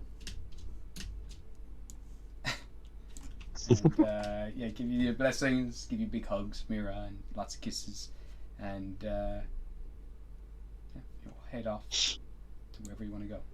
They said they could program, the teleporters to send you to whatever part of Olympus that you want to go, and from there, it's up to yourselves where you want to head. Oh, don't we have the island nations of Olympus to try and recruit? The what? The Atlanteans? Oh, you can go there if you want, yeah. Do we even know about those, really? Not really. Okay. Never mind. Might have read about them, but they are kind of a thing, almost like borderline mythology. Ah, okay, then never mind. There are things written about them. There's proof that they exist, but they kind of keep themselves similar to the Hobgoblin Empire. Gotcha. David, are we allowed what's up? in the tower? I think we should just go somewhere else. I think we still have armies to recruit, and it's pretty obvious I'm trying to dodge. Well, it's just, you don't want to take a few days to plan our next move? It would be easiest at your tower. It's the safest place. It is very safe. Well, I also have my mansion, which is at least as safe, and nothing can really get destroyed in it, and I like that. I like that a lot. And if we're already technically closer here than we would be, so, we could just, anywhere. We could be anywhere in all of Olympus. Have an adventure, yeah. And the next day I'll teleport us out. We can plan for a couple of days in my magnificent mansion, my den of delights. Oh, okay. Sure. Okay, any magic items in your mansion? We'll find you some magic items. Don't worry. Okay. I'm just checking. So you are hungry? Yes, I'm hungry as fuck, but I don't want fruit. She says she doesn't want fruit. Like, I'll hide like the banana that I was about to give her. Like having a craving for a really, really elaborate chocolate cake, and someone comes in with like a piece of gum. Yeah. It's insulting. It's not insulting. Well, yes, it is. It's insulting to my taste buds. Oh, well, yeah. Your taste buds crave destruction. I want destruction, mother, for breakfast. I'm just saying, the flavor profiles. You've got umami, you've got sweet, you've got salty, sour, destruction. Yeah. Right. And I'd really rather not start eating my own magic items because I need them. Yeah, that's fair. That is fair. We could go shopping for magic items for you to eat. We could literally go shopping for the trashiest magic items we can find. That'd be fine. Anything. So I'm about to eat my clothing. Oh God. Okay. Like, The silver struck, I guess. Okay. You're going to Silverstruck? Where's that? That was the craft town that you were just at. Oh. Right. Alright, so you're heading there? Unless anybody has another suggestion.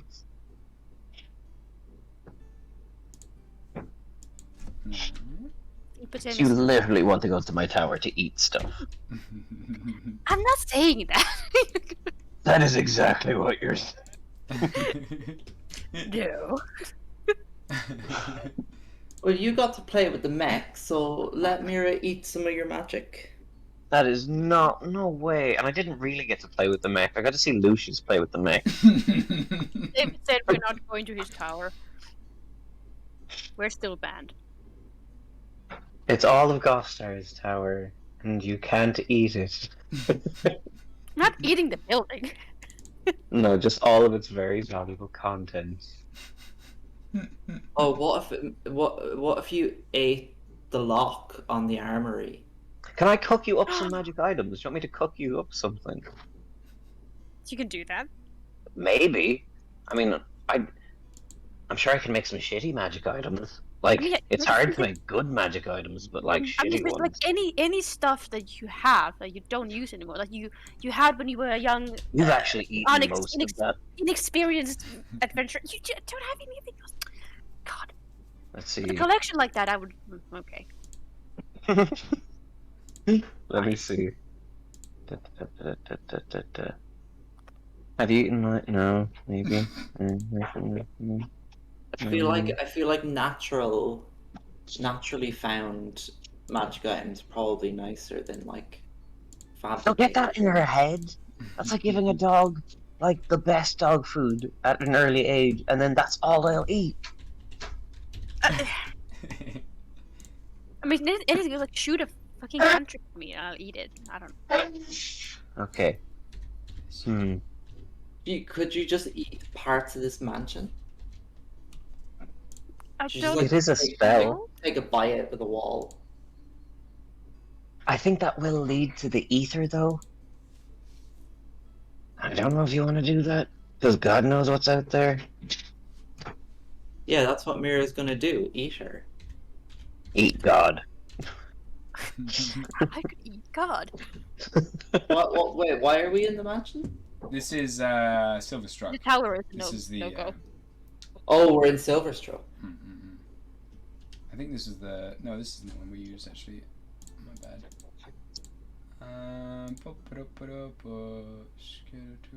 Well, they have loads of magic beers here, Mira.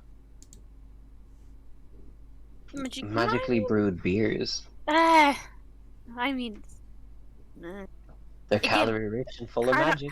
kind of piece of gum, you know. What? What's A this little magic bit. beer? But it's just beer. Okay, I'm What just does it gonna do? I'm gonna pick up the nearest thing I can find. What can I find? Give me an investigation check. Okay. Bippity boppity boo. 17. 17. You find a nice flower on the floor. It's Okay. You pick up a you would pick up a blue flower that kind of looks like a blue orchid, bright blue, and as you do pick it up, it kind of tingles a little bit, kind of as if you gotten a tiny electric shock from it. Oh, cool. Oh yeah, that's Nice. gotta be magic. And then I'm gonna try and imbue it with the fly spell, because it's the first one I saw. Oh no, that's a transmutation. Ignore me. Okay. I'm gonna imbue it with. No, just use this. What have I even got? Hold person. I'm going to imbue it with hold person. It's like, here's a magic plant. I found it all by myself. It's very rare. Okay. So. Oh, and I'll put it in a salad. All right. So you find a nice magic plant. You imbue it with the magic, and you give it to Mira. What's the spell again? Sorry. Just hold person. What level is that? 1. Okay, cool. All right. You No, gotta. do you know what? I'll get 3 of them. 3 hold persons. Because, like, it's a salad. I can't break it up because it's magical, so I gotta put, like, 3 of them in there. So you get, 3 little bits of... Whole person inside the salad with this one blue flower in the center. Okay. Gives you a salad. Thanks. I Yeah, it's magical. Eat it. just told you I don't like the fruit. It's not fruit, damn it! It's a plant anyway. It's what? Okay. I'm gonna... When she opens her mouth, I'm gonna try and pop one of them into her mouth.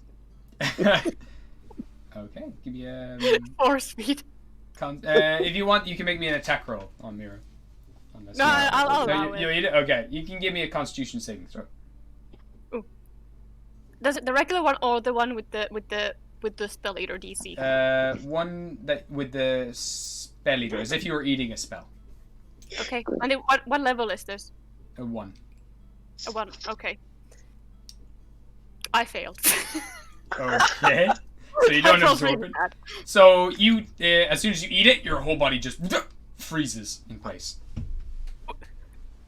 and you start to tingle with a little bit of electricity. Damn it! What did you do to her? Just gave her fucking magic food. She keeps whining about it. What? We gotta find an alternative. We can't have her eating all of the magic items. Didn't we My use eyes them like all? staring at David. Yeah, but she can eat them faster than anyone can create them. It's fucking crazy. She's demented. Oh, Hope Person's level 2 spell actually. Is it? Oh, holy cow. Level 6. Level 2. No, that's whole monster is level 6 or level 5, I think, for that one. Yeah, Whole Monster's level 5. Whole Person's level 2. No, it's just, Whole just person's means- level 1. Oh no, you're right. Sorry.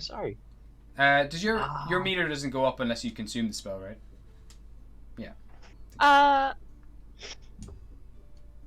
Oh, David? No. Yes. Oh, which one were you talking Mira.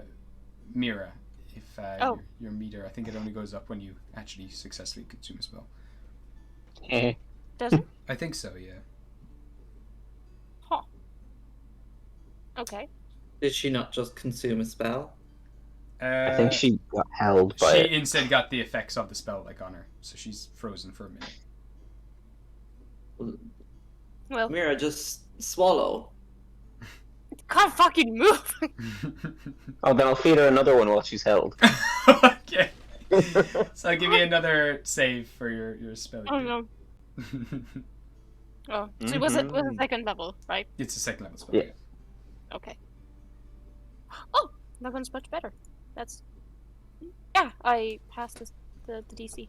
Okay. And you watch now as you stuff a lettuce leaf into Mira's mouth. One of Mira's eyes turns bright pink, the other one turns bright blue, like a teal. And slowly her skin starts to turn to stone, like an obsidian. But it reflects the light in certain ways that it almost looks like it's like there's a fire below the surface of the obsidian. And Mira transforms. Holy cow. Can I move? Or am I still stuck? You can. It's been probably over a minute at this stage. Don't ever do that again. That's so mean.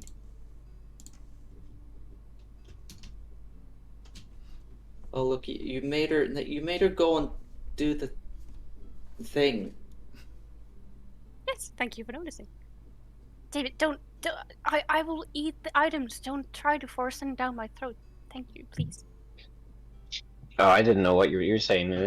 Salad. It's like fruit. Well, it is. It is kind of, kind of Oh, shitty. wait. Whoa. I was turned away. When did you look like this? Oh. I just have another salad leaf in my hand. I was going to the bowl again. Oh, just now. I What? ate it. And this is good. Is this you full? Is this your meter full? Are you like, and I'll make like the OK symbol with my fingers? I don't know what meter you're talking about, but I'm fine. Thank you. I'm talking about like a car meter. You don't know what a car is. Never mind. I don't know. But you're Yeah. full. Do you want any more salad? Oh, no. Oh, I always want salad. Okay. What? To be fair. Look at me. You And are- I'm just gonna hold his face. But Damon, is this the weird Please Mira? feed me more salad. Okay, I'll Salad is feed easy. her. It's But easy. Damon, do you want to feed her more salad? This is weirding me out It's suddenly. It's easy to consume, and that's when I That's- can come out. So you are a different. This is the different Mira, isn't it, Potema? Yeah, she gets all crystal. It's pretty cool looking. Thank you. But I Yeah. am. But thank you. Yes, but please, It salad. sounds so much more calm and accepting. Potema, do you want to feed her the rest of the salad? No. Okay, I guess I'll keep feeding her the salad, and I feel kind of weird about it. Okay. How many pieces of salad are there? There's only 3 flowers, but there's like a Oh, bowl of salad, I guess. And there was only 2 regular flowers as well, so you would actually probably just fed her just there was only one of those blue flowers, but there was a few other kind of regular flowers around it that you could use. Is what he's feeding me magical right now? I would have there's imbued one more. three Yeah. things with so like 6 levels worth of spells. Mhm. So there's one more thing. There's one more thing. Do I roll Yes. one more time? You can't consume any more after this. Oh, that is true. That is true. Oh, so you are full. I am full for now, yes. But then. Oh, so now you want regular salad. Oh no, I don't want anything right now. Oh my god, you're so fussy, and I love the salad. I'm fine. I'm fine. I'm not. Look. It's okay, David. Thank you. Feed me salad every now and then. It's fine. And then I come out, and then we can talk. Oh, well, that's actually a pretty good deal. Huh. So, feeding you salad is perfectly fine. It is. I mean, Could you she write doesn't that want down it, for me but, and sign you know, it? Because that way, other mirror I could be like, see? I sign it. I mean, we have the same signature. And that's the point. I You'll see it and she'll be like, I didn't write that. But I guess you are her, so I don't understand how this works. What exactly is happening here? How do you... I don't know. I have You no don't idea. know. Nope. Huh. I When was... just woke up one day and I was like, wow, I'm here. That's cruel. Oh, so you're like a newborn, kind of like Potama was. Kinda. You were like 20-something when you were born, right, Potama? No. No? Oh, never mind. I totally misunderstood the story you told me then. Huh. Thank you, Vaxi, for subscribing. That was very cool. Thank you. Thank you, Vaxi. I unfortunately think my minute is up, so I think I have to go in a couple of seconds. It was a really lovely meeting you, and I'll see you again in the future. Bye. What? Skin returns to the lovely, healthy red. Mirror. And I have a point of exhaustion, right? You do. You have a point of exhaustion. Your whole body is absolutely racked as your hair kind of now goes from that stiff thing to the bouncy shape of it again. You're kind of stumble forwards a little bit as the energy now leaves your body that was surging through you. It finally just dispels. You feel lighter, lightheaded, and a little dizzy. Fuck you and your salad, David. Don't This do is that. what you wanted, isn't it? No, it's not. I mean, no. Fuck. You are fuck off. so confusing. Ugh. Can we I'm go? hungry. I'm not hungry. I'm metal. I'm not metal. I'm mirror. I'm not- I'm not the same mirror, but we have the same signature. Blah. Eat your salad if you want your salad. Eat your salad. I don't want salad. I don't know how many times I have to tell you that I don't want it. The other mirror was better. I could get you some tomatoes, and some No, thank you. onions. We could get a dressing going. I could go see if there's some vinegars in the shop. No, thank you. I don't think I was paying attention, but David, you can't just make a salad without a dressing. It's terrible. I'll go get some vinegar. Okay, Okay. that sounds fair. I'll take a tomato. Okay, tomato. David, do you want tomato? I only like cherry tomatoes. I'm sorry. I don't know if they have them here. That's okay. I'm fine. Now I'm just being fussy. Now, are we going? Where are we going? What are we doing? Where do you guys think we should go? Who's next on the list? Who has the list? Where are we going? Are we continuing right now? Oh yeah, we need to go to Jotunheim, don't we? Yes. So who's our touch point in Jotunheim outside of Hammerfist? Timberfist. If we go to Rimgroff, there's a guy there. You know what, from- Potama? I believe you. Yeah, there's a guy. He's got like white skin. Oh, if it isn't the beta questers! Back at it again! The armies hands are on his face. ready. They're prepared. We have so many ships.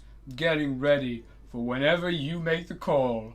It's gonna be so good. It's gonna be we're gonna lead them all into victory. We're thinking we go. So it's a mountain, right? It's the volcano that she has her whole base of operations in. So we go from the top. We go to the gateway at the top where she's sending all the demons out. We blow that to smithereens. Okay, we blow that smithereens so she can't teleport anyone anywhere else around you.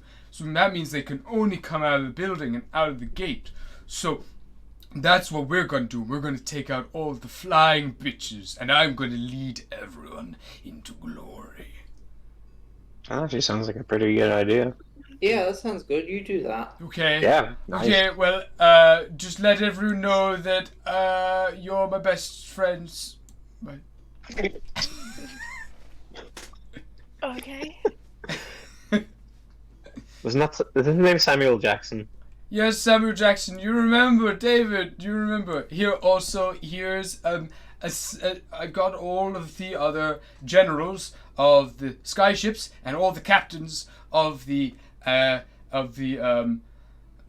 pirates to all sign this treaty. So this is a copy. I've got the other one, but we got them to sign it twice. So you can also give this to anyone else that you're meeting to say that we are in. We are in, baby. Hey. Oh yeah. Yeah. Oh, that reminds us. Yeah. We got this as well. Who's got the writ from the Queen? I don't know. I do. Okay. Groovy. Maiva, was it? What? Maiva? No. I remember you. I'd never forget a face. He's the beta quester that ever there was. They are. I know that, of course, because I met them the other day. Maiva, you have something for me. It's not for you. I can show you. I love to see things. I love to see things. I do. It's Yeah. weird. Let me see. Why are we showing this dude? Okay. Because I'm an important we're showing person. him Yeah. the fruits of our labor. The fact Exactly. that we've got another army behind us. Huh? Okay, Yeah, well, no, we don't need to show that to him. He doesn't care. And then if you want some oranges, I can give you those. Yeah, we'll take some oranges. Yeah, I have We've got them to right go here. to- He kind of gives everyone like an orange. It's like, I've got an orchard out the back. Fruits of my labor.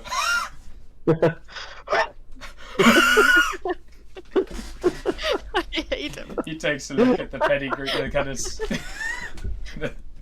of piece of paper. Doesn't really even look at it. It's like, yes, very good, Maiva. Okay, I have lots to do.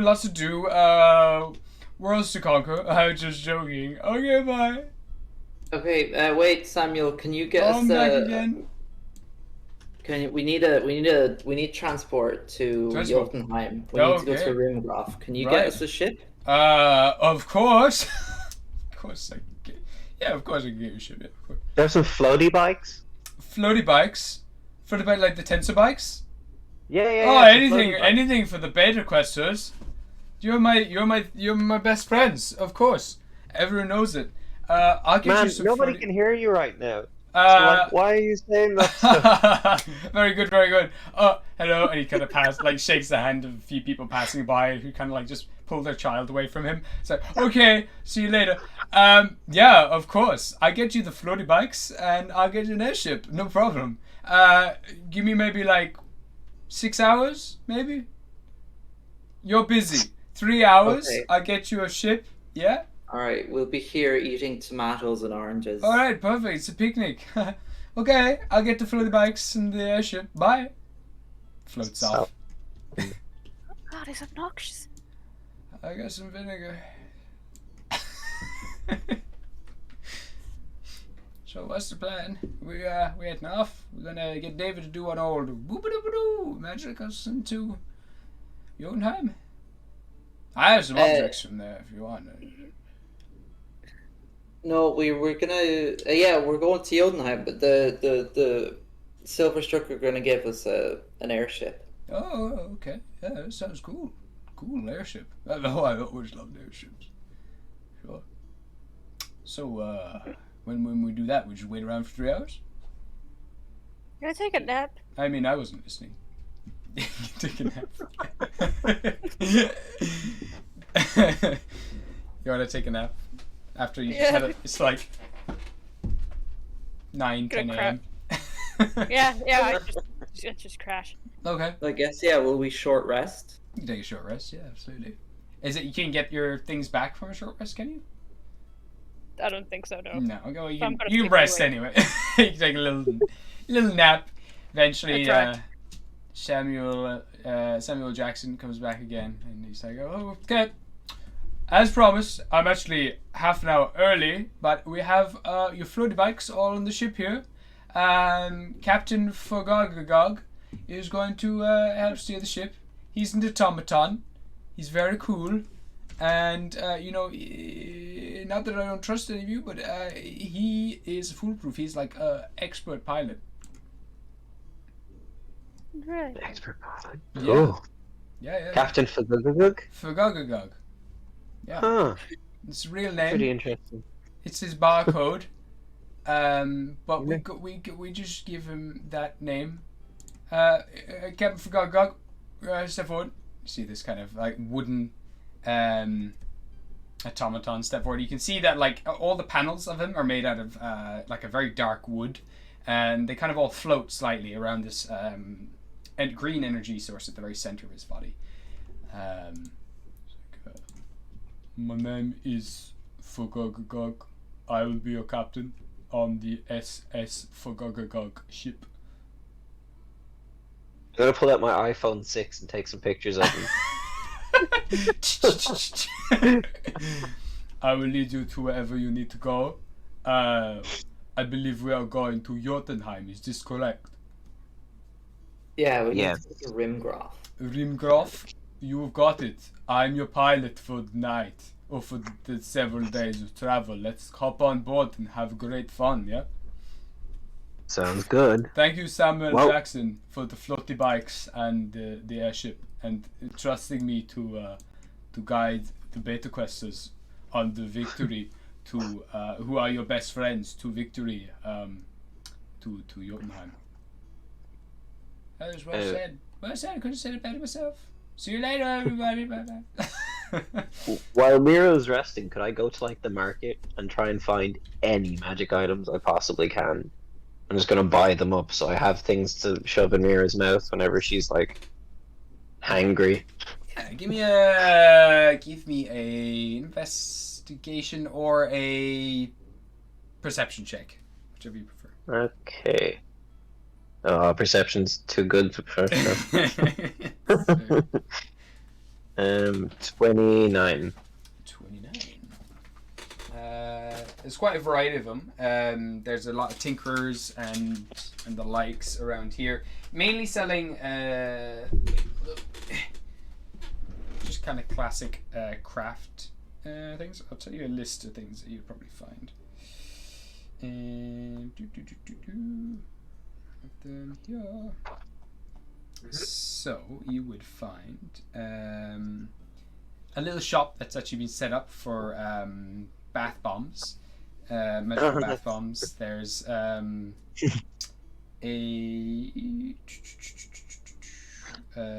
magical plant shop. There's another shop that's been opened called Kaboom Kaboom, but it just seems to be artillery weapons.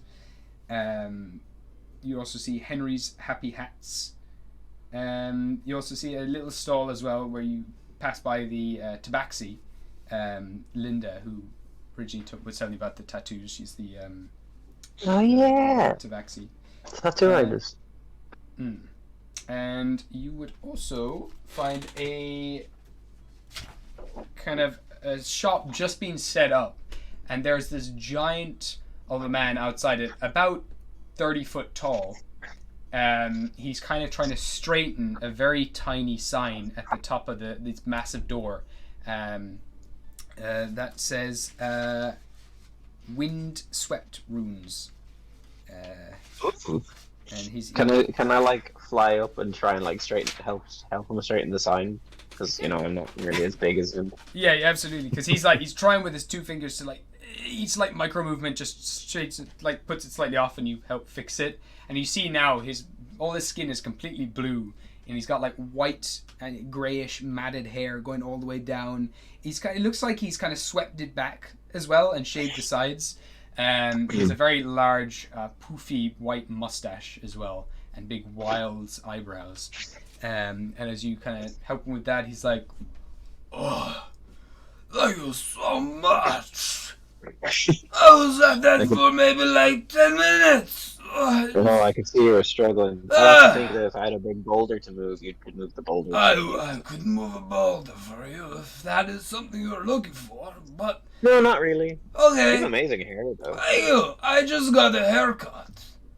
Took about 2 hours because they had to get a little trimmer and go along my hair as if it was like mowing the lawn. But yeah. What? Do you not have like a very big scissors? You don't do it yourself? I wouldn't trust myself. These hands are too shaky. They're only good for one thing, and that's making runes. Oh, I didn't know shaky hands were good for runes. But you've got runes? They're not, but when I go to make the runes, that's when I'm really me. You know what I mean? Oh. It's like. Do you have any practice runes? Any dud runes? Runes that you're like, ugh, I'll just start again. Yeah. No. What? Why would I? Are you saying I'm a failure? No, far that from I would it. make a very mistake. Successful and wizened. I am. Look at those hands. There's no. I'll grab one of his fingers. Look at this hand. Look at all the details. It's like shaking and trembling, and it's like covered in scars and gnarls, and like there's bite marks all over it. These are hard-working hands. The hands of a killer. Oh, I thought you were a rune maker. I am. But before I found my calling, I was a veteran. I was a mercenary. I killed children. Oh, yeah? Yeah. That seems to be kind of a running theme in this village. I've just arrived, but if there are other people who have suffered the trauma of killing children, I would like to talk to them. Can you maybe write down their names? I have a book. Hold up. I'm pretty sure he's right over there, and I point over to where he would have died, the thing that was eating. Okay, you're just pointing to a blank space. Yeah, he died. Oh, he died like why would you say this to get my hopes up? Do you even want to buy a rune? Yes, I do. I want to buy so many runes. Okay. Right. Well, I'll come inside. And he kind of ducks under the door frame and kind of goes into the shop itself, starts lighting some lamps with his shaky hands and spills a bit of wax on his hands. He's like, okay. Here. Where are the runes? Where's my... They said I need to make up, a list of the runes I have so that people know what I need to... What I'm selling, I hate writing. Talking to you, because in my head they're going to be massive. Like, I'm going in with a little bit of dread that I'm going to end up buying a boulder with a tiny rune. And you do come in. There are tapestries on the walls with large runes that look like runes have been embroidered into these tapestries. You also see very this kind of glass cabinets. Excuse me, the cabinets themselves the glass on the cabinets are cracked and broken. And there are like splinters missing. It looks like he's literally tried to open and close it and it's been broken several times. But then inside you see these beautiful like gems and crystals. Some of these gems have runes written on them. There's also there's little pottery and there's an axe inside one of them. I'll get the things. And as you're looking around, taking different things in, it's like, okay, yeah, everything's basically in the table, but I can show. Hold up. There, you can see there is an axe right there. It's like, why do I need to write down that I'm selling axe? And people can come and see the axe. There's a I totally get it. blood diamond. There's I have got like silk moss cape. I don't know if you've ever seen silk moss, but I enjoy. Also with rune making, I also enjoy embroidering, and I embroidered this lovely rune moss cape that is there. I have a. Oh, it's beautiful. Yeah, I know. I love a good cape. Yeah, I also enjoy capes, but I can only make my own cape, but it takes a lot of wool, very expensive to make a cape for my size. But there are some tapestries I like to rip. When I was in my youth, I would go to a castle and rip the tapestries off the walls to make my own clothing. Oh, I like that. That's a good idea. Yeah, but people did not appreciate it. Be like, why are you wearing the colors of my grandfather? And I'm like, fuck your grandfather, I killed him, and they didn't like that very much. I have a shield. There's a shield there in the glass. And I have a bottle where I captured a sentient cloud inside and bound it to my will. And it's mine now, or whoever buys the bottle with the thing inside. I have a little pot over there. If you like flowers, it grows magical flowers. I put a rune on it that does that. It's pretty good, actually. I definitely want that. Yeah, I know. Pretty much everything you probably want here, but can you afford it? I don't know. Also, I enjoy making some stew. I also sell stew to customers. I think a business needs to have something a bit different. Some people sell coffee. I sell stew while you browse my wares. You want some stew? No, I couldn't possibly. Fuck! Okay, why do I make the stew if no one ever wants the stew? I know. I just don't like stew. That's fair. That's look, fine. But I like, grew up on maybe stew. it's a I bad just want- idea. Like, no one has the time to eat stew and browse. Okay, what do you want? How can I help you? Is this the cannibal that I tried to have sex with? No, this is an ice giant. Alright, he just seems very similar. Here he is. Oh, I love him. Big burly, but look at his big smiley lip. What? Is that So- jail? Take his stew. Yeah, kind of. Wow. So, how much for everything? You- Except for the stew. I don't want any stew. You don't buy out my entire stock. This will take weeks to make. I mean, I could sell it all to you for maybe, I would say 10,000 gold.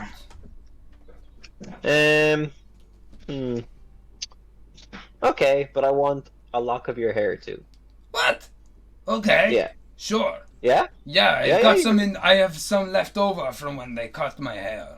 I was going to make Okay. some nice woolen coats for people.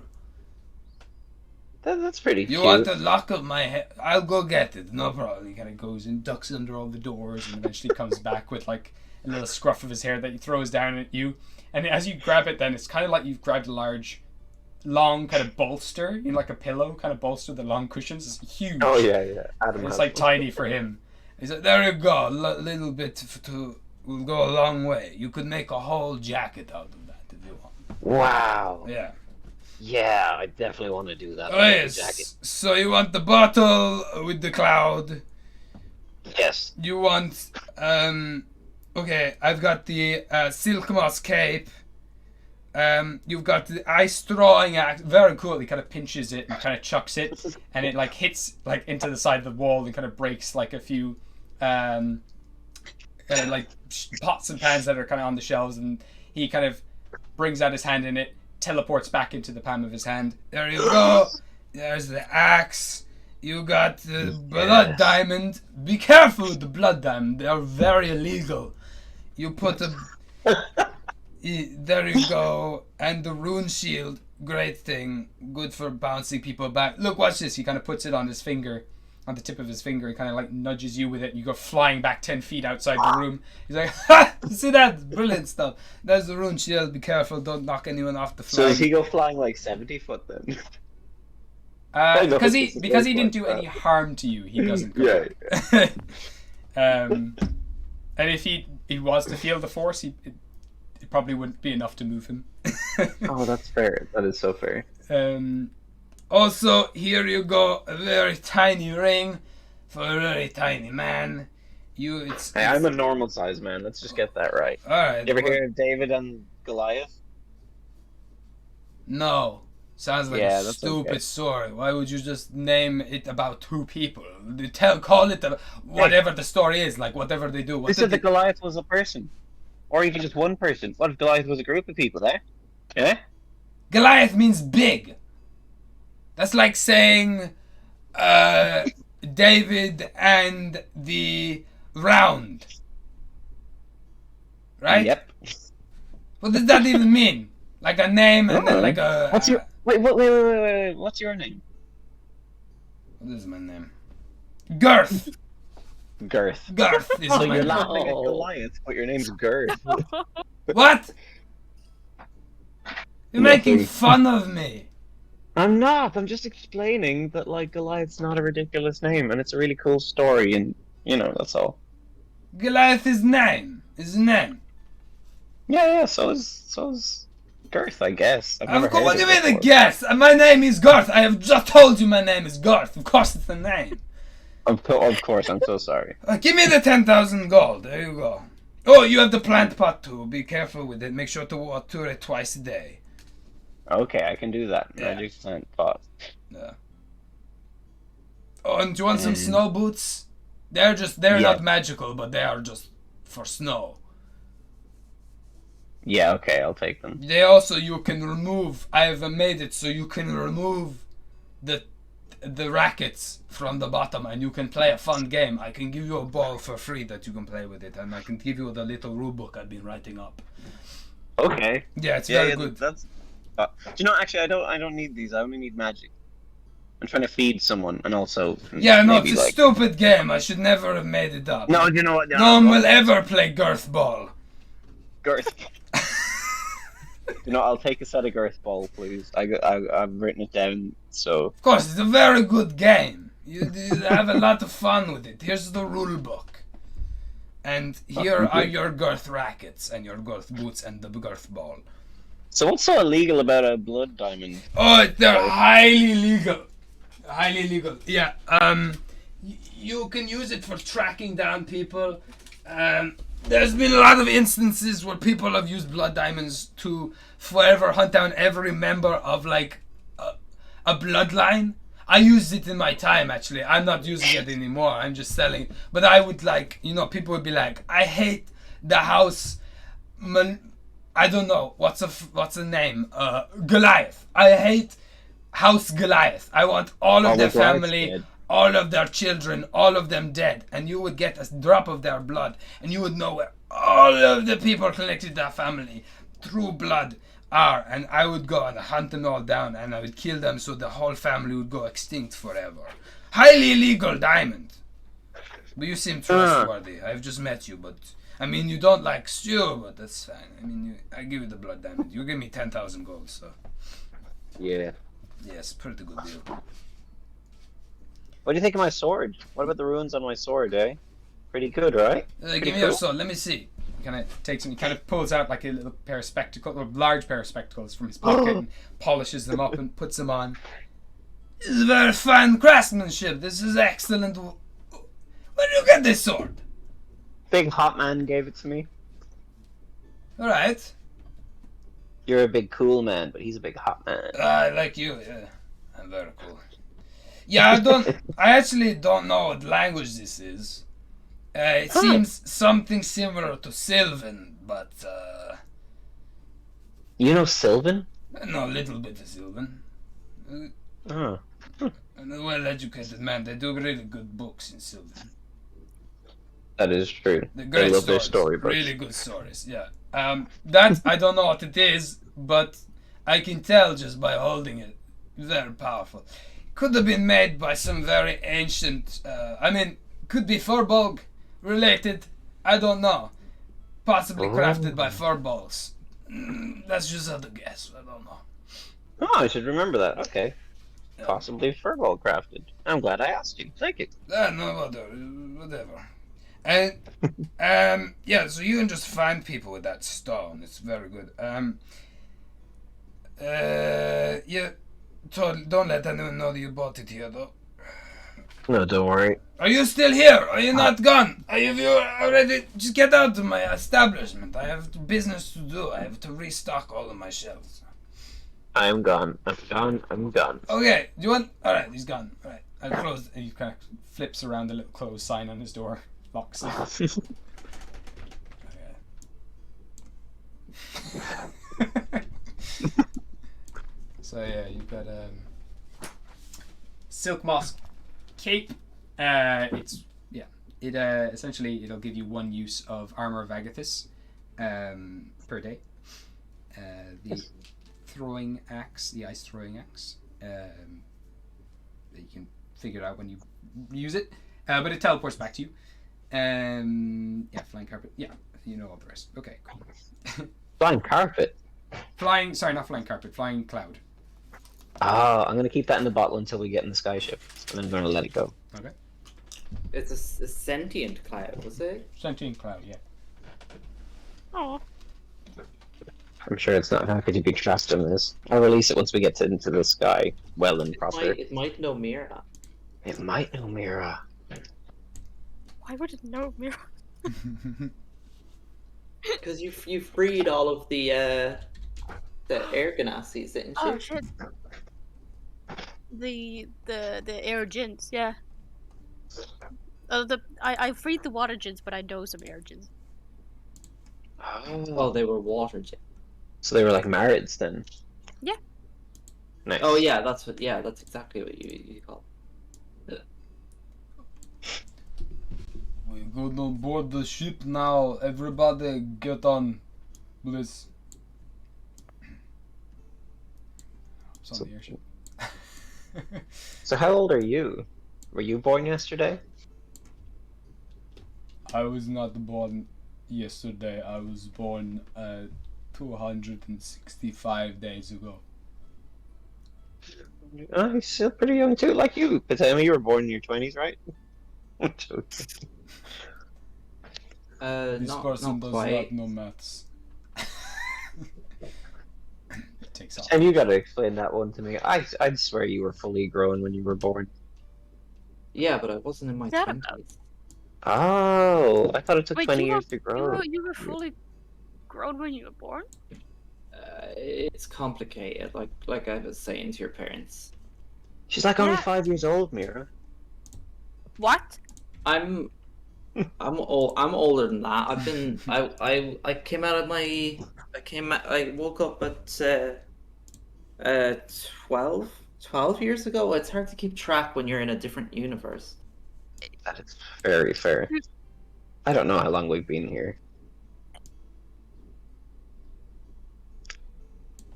I don't know what to say. You're 12? Well, it's hard to explain. I was like grown in a vat. I was specifically designed to disarm bombs, but I escaped. Like I an escaped from all that. automaton? Sorry? Like an automaton? No. No.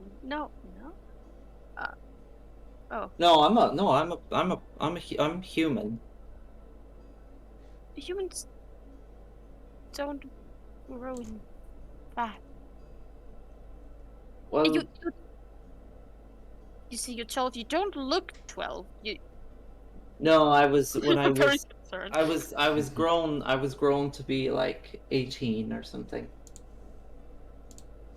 Oh. So I woke up. When I woke up, I was already an adult. Huh.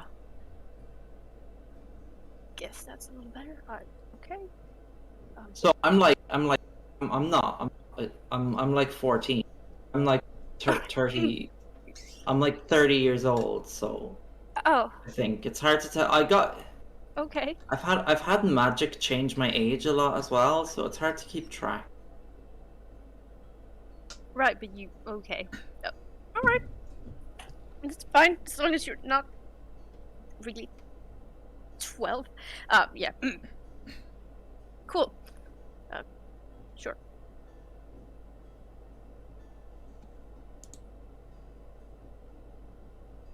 Just awkwardly looking out. Like, what the fuck? I am like almost a year, but I'm more than qualified to drive the ship. Yeah, of course. You are or you're not qualified. I am 100% qualified. Were you born to do this? I was constructed specifically to drive ships. Yes. He was born to do this. Hmm. Nice. That's yes. If What's he your could name, smile, Mr. What's it? I believe we were already introduced. I can't Yeah, remember what I said. Blagala. Yeah, Oh yeah, Balalala. Bagab.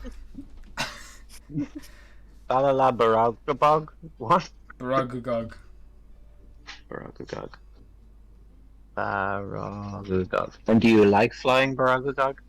I was programmed and designed to enjoy flying, as if I could ever love, I would love flying. And do you? Yes. That is good. That is good, because if I did not like flying, I would probably crash the ship. Huh. Flying is life for me. If I That's cannot, very emotional. You're very emotional, aren't you, Baragugog? I have no emotions whatsoever. I don't know. You saying that if you didn't like flying, you'd crash the ship sounds pretty emotional to me. If I had emotions, it would interfere with my flying. But as long as I have the will to want to keep flying forever, I will always keep the ship in the air. What if we need to land it? I will land the boat. Okay, there's no sparks going off in them. No. Cool as a cucumber. You're very inquisitive for a bunny. Yes, I am the Inquisitor. Makes sense. Are you a well-deserved title? Oh, here we are.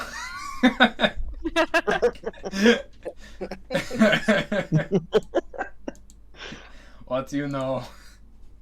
Wow, that's even faster than teleportation. Yeah, that's pretty fast. I'm very fast. You're a very good captain. It did take us about 3 days, but for expediency, we are already here.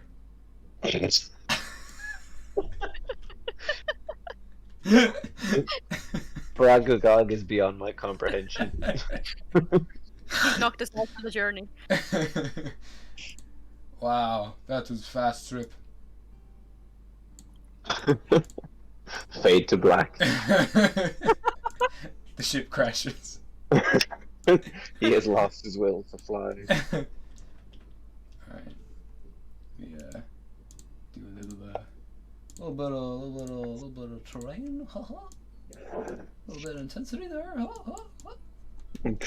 Why can't I paint? Oh, it's off.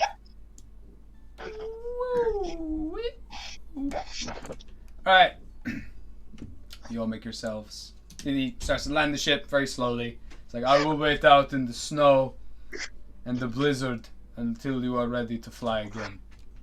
Baragugog, you'll get cold. I don't feel cold. I was programmed Wow. not to feel anything. Only fly. Except for love for flying. Only fly. Only fly. Your only emotion is fly. I don't Got have it. emotions. I only have passion to fly.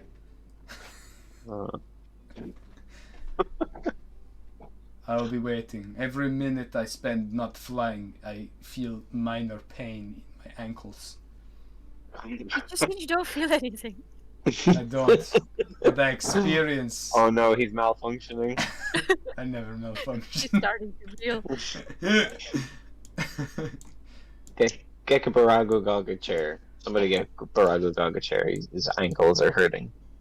Luke Pan pulls up a little chair for him and he sits on a tiny stool. Okay, we'll be back soon, I hope. You never know. So as you come down, you fly down, you see this massive fortress sticking out the side of the mountain. Kind of turrets all around, and then layers and layers upon layers of walls that go back further into the mountain. It's very similar to the tower as well in the last Lord of the Rings movie, the big kind of fortress that's kind of all built into the rock, just completely white stone all around. Lots of kind of pulleys and what's the word? Are those kind of the trams that are like suspended for skiing? Balls, my brain. Chairlifts, yeah, exactly. There's loads of cable cars and stuff coming down from the massive fort itself down to like lower levels of the mountain. But the fort itself is suspended up into the mountainside. A single river runs down all the way through this thing and then comes over the walls themselves as a waterfall kind of trickling over the side.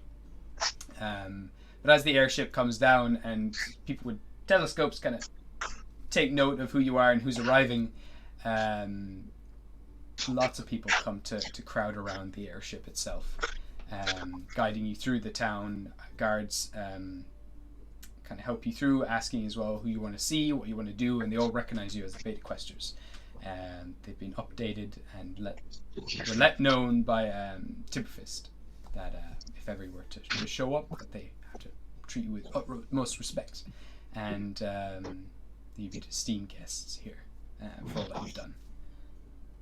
So as you start maneuvering through the streets and go through wall after wall after wall, eventually you make your way to this very high castle, all made out of white stone, where at the tops of the battlements there is a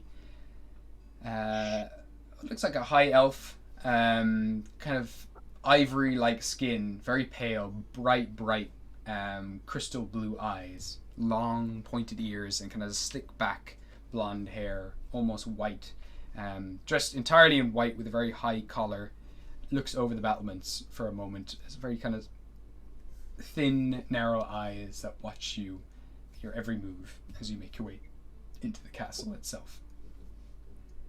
And as you come through the castle doors that open up, striding at full pace, completely in armor, head to toe, except for his head, actually. He's got his helmet under his arm, carrying a sword at his hilt, a blue cape fluttering behind him, is who you would recognize as not him.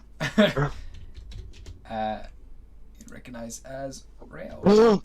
Oh, Ooh. what? David wouldn't recognize. Sorry, yeah, Patema would recognize him I think I'm the only one who knows him. Yeah, no, you would. Yeah, yeah. And even then, like very briefly. Very briefly, you've had the encounter, but you've caught his name at least. So let me just. Okay.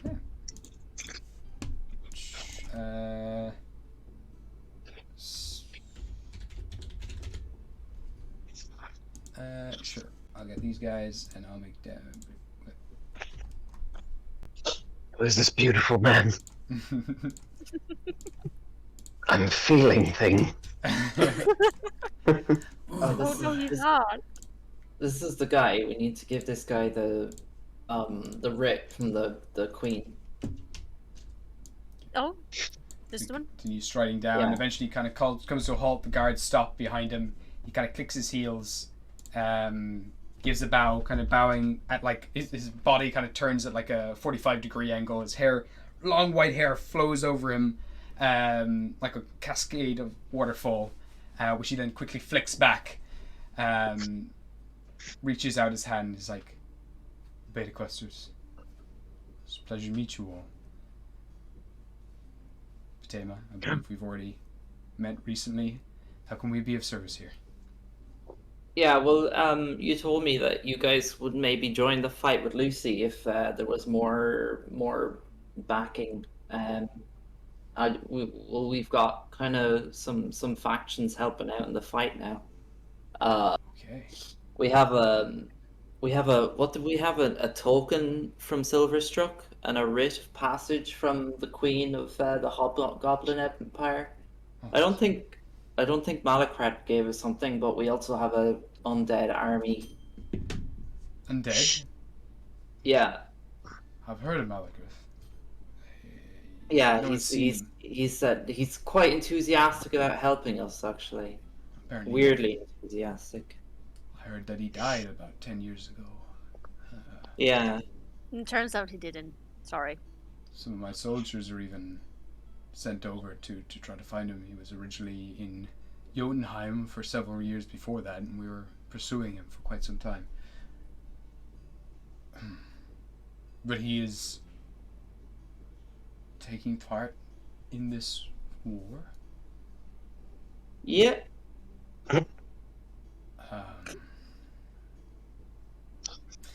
Yep. Okay.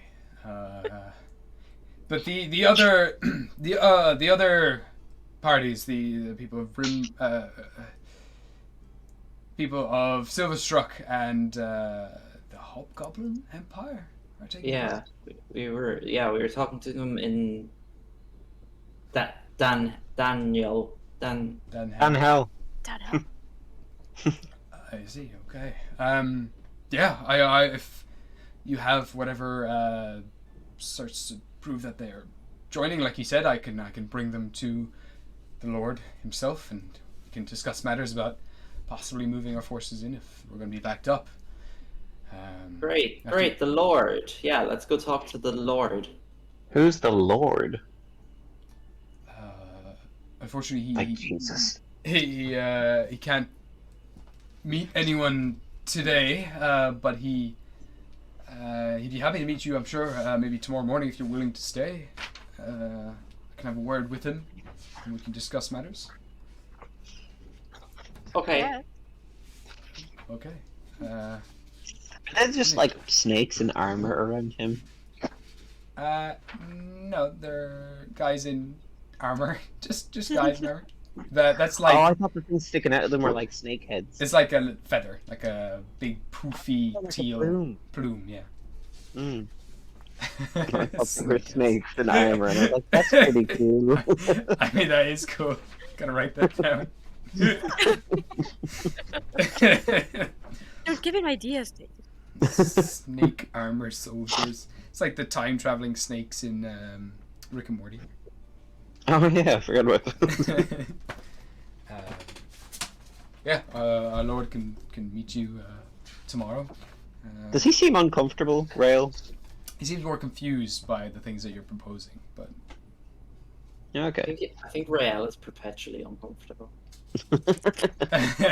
he does seem like he's very tense. You can give me an insight check on him if you'd like. Yeah, sure, why not?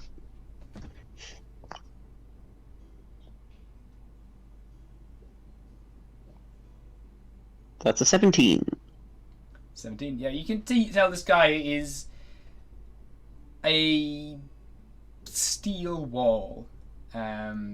There's no kind of sign of any emotions kind of leaving him or any emotions that him. Entering him. He just seems to be unaffected by things, but in this moment as well, he does seem to be just confused more than anything by the kind of peculiar things that you're suggesting. There is maybe a minor concern across his brow as he's kind of looking at you all, and you are mentioning this necromancer, an impossible undead army, but it's beyond his station to make any judgments, and he's very much just trying to stay collected and just gather the information. Oh yeah, fair one. Lord Ifgar Frostna can meet you tomorrow. We can arrange something. Ifgar Frostna? Frostna. Yeah, so F-R-O-S-T-K-N-A. Frostna.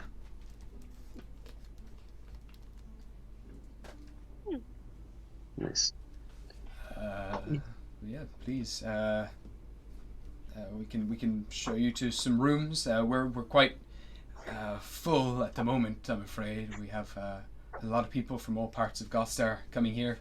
We've even had to start giving rooms inside the castle, but I'm sure we can find a room or two possibly for you if you're happy to all huddle together. If we can only find the one room, and if you want your own space, we can always give you some room in the barracks. I'm terribly I sorry. think we only need the one room, right, guys? I can always just do a little, and I'll make a little sparkly ding with my fingers. Sure. Oh, okay. Yeah. Yeah, you do that. Okay. I can make us a room. That's what I'm saying. Well, that would be great if you could make rooms. I've heard about your magical talents. I would love to see them. Sure, you can stay the night if you want. As this is We got him. all happening as well, another guard comes up behind him, and he holds like some sort of parcel wrapped in a lot of canvas. And he says, "Excuse me, sir, we have this for the washer." He kind of whispers something to him. And he's like, "I am very sorry. Yes, of course. A package was delivered to you, Watcher of the Veil. A package for It me? was left outside the castle walls a couple of days ago, and I just think that maybe you do want to open it. Maybe you might want some space to yourself when you do. But I'll give it to you now, and or we can deliver it to your room and you can open it there. You can give it to me now if you want. Sure. This is so suspicious. And he hands you. I'll try and like scan it straight away with magic eyes. There's nothing magical about it. Okay. It's just a canvas wrapped around some sort of object. It's got some weight to it as he hands it to you. Oh no. It's like, okay, thank you. Right, if you follow me, I can bring you to your rooms. Apologies. Kind of gives another bow. We get your room. I go kind of silent, but I'll just nod and follow, as I think I know it's in the parcel. Okay. And kind of dreading what it might be. Alright, so we'll just get a room here. Oops. Alright, just for now, that'll do. So he kind of leads you to a room through the halls. It's like, I'm very sorry that we can't provide anything more for you at the moment, but I hope it's enough. And if you need any more rooms, you can come see me. I'm down the hall to the left, straight down again, second right. Okay, thank you. Goes off again. Alright, thanks, Captain. No problem. Why did he have a present for you, David? I'm not sure. I'm gonna like be sitting on the ground, like starting to cast the mansion thing. Okay. Sure. I would even know you were coming here. I don't know. Maybe you sent it to yourself. Maybe. I'm just being like, as a character, very like short and not really expressing much. I'm just kind of I'm being very recluse. So you're saying all this, and the door begins to form inside the stone wall of the bedroom that you're currently in. You form the magnificent mansion, which you can all step inside into. I make it for at least the first couple of minutes. That I'll walk through the barrier and it won't let anyone else in. Okay. As you do as well, there's several dozen versions of yourself, all with similar concerned faces that you actually have as well. They all start I'll walk into the hallway and I'll unwrap whatever it is. Okay. As you do, you kind of start unwinding this canvas, and you start to see it stained dark red. And you can already get the smell of dried blood. Parts of the canvas are kind of stuck together. You have to kind of pull it apart a little firmly to actually get to what is underneath. And as you unwrap the entirety of the canvas, you now see a slender, dark-skinned arm.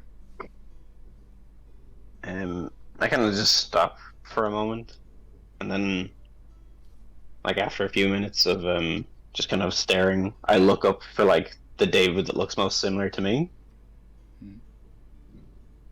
and then I start to beat him and I say, "Stupid, stupid, stupid," and I just kind of keep pounding them until I run out of breath.